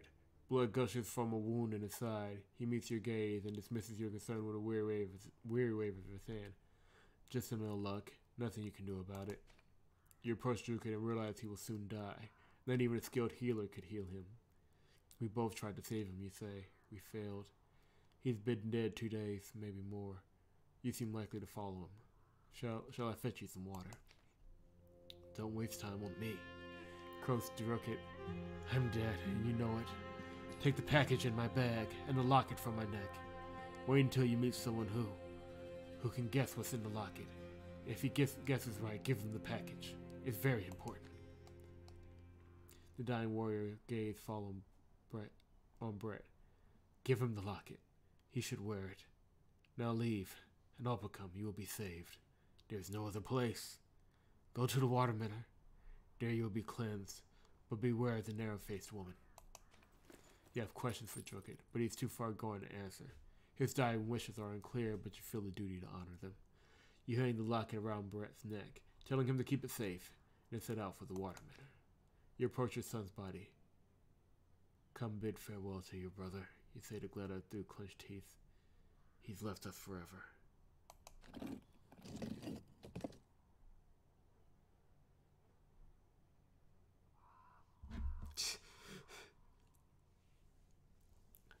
Several paces from the tower, you spot a tile with the letter B scratched into it. You pry it with the tip of your sword and discover that Mabak wasn't lying. With his treasure securely in your bags, you are almost ready to set out. A blanket of silence falls over the world as you stare at your son's lifeless body. The water flows silently, the wind stops. Glenda's lips move, but no sound escapes. What is she saying? All you hear is your own heartbeat. You failed to save your son. He spent the last moments of his life alone. Your life is over. Or is it? You can barely make out Glenda's words. We're still alive, Dad. Compose yourself. Lean on my shoulder. You become dizzy, but manage to stay on your feet. I am always composed, daughter of mine, you say, barely recognizing your own voice. I'll only fall down when I die. We should take Mock's body to Opicum.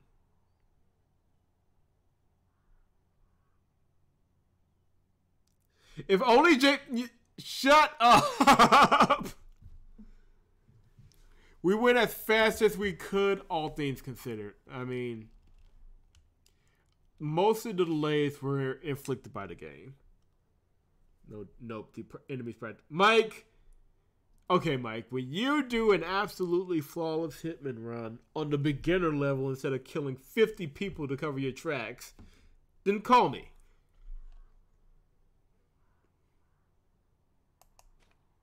Leda nods hurriedly and fights back a sob. She begins whispering a prayer to ease the fallen warrior's ascension to the god's altar. Her voice gains more confidence with each word, and her tears begin to dry. You kneel near your dead son's body and touch his cheek. It's already cold and stiff. Your hands shake. Gleda gets onto her knees and unrolls the blanket. She's sobbing again. Here, let me help you, Dad. You clench your teeth so hard it's a wonder they don't crumble. At least Leaky didn't live to see this, you say bitterly before you can stop yourself. A Shadow Clan warrior serves his employer as long as it doesn't infringe his loyalty to the Shadow Clan. Treachery is unforgivable. Shadow Clan's code for warriors of peace. Wow. Another real somber note to end it on, but that is where we must end it on this time.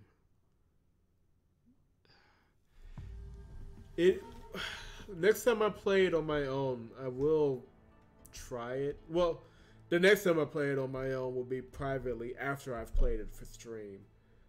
But I wonder how fast he would have been able to travel, because I mean, what slowed us down was a bunch of story events, like unavoidable story events we had to go through to get there. So, oh really? You are ending the stream, Mike? What? Mike, stop. Mike, just sit there for a minute. Sit there and think about your words. Think about the words that are coming out of your mouth. So, yeah, and I don't think Sup is here, so she won't care that we are back with the harem. But we are back with the harem. And they are almost at where we need to be for Reet's people. It does feel like we're heading towards the end game right now. These trails are Hopper and... Well, no, they're not. I don't think they're Hopper and... Well, because Hopper's not here, to my recollection. But it going down this way was a bit of a... we got Rash to come with us. So everybody's heading on this way to Opicum. We're heading to Reet's people. So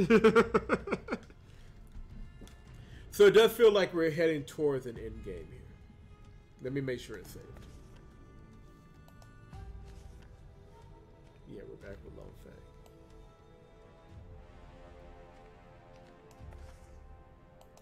So yeah, but I will whenever I play the game on my own. Oh, and we're... It's a shame Sip is gone because we do have the conversation option with Kama. And it would be interesting to have that as a way of ending the stream on a less somber note. But I'll hold off because I want her to be here when we actually do it. It's only fair.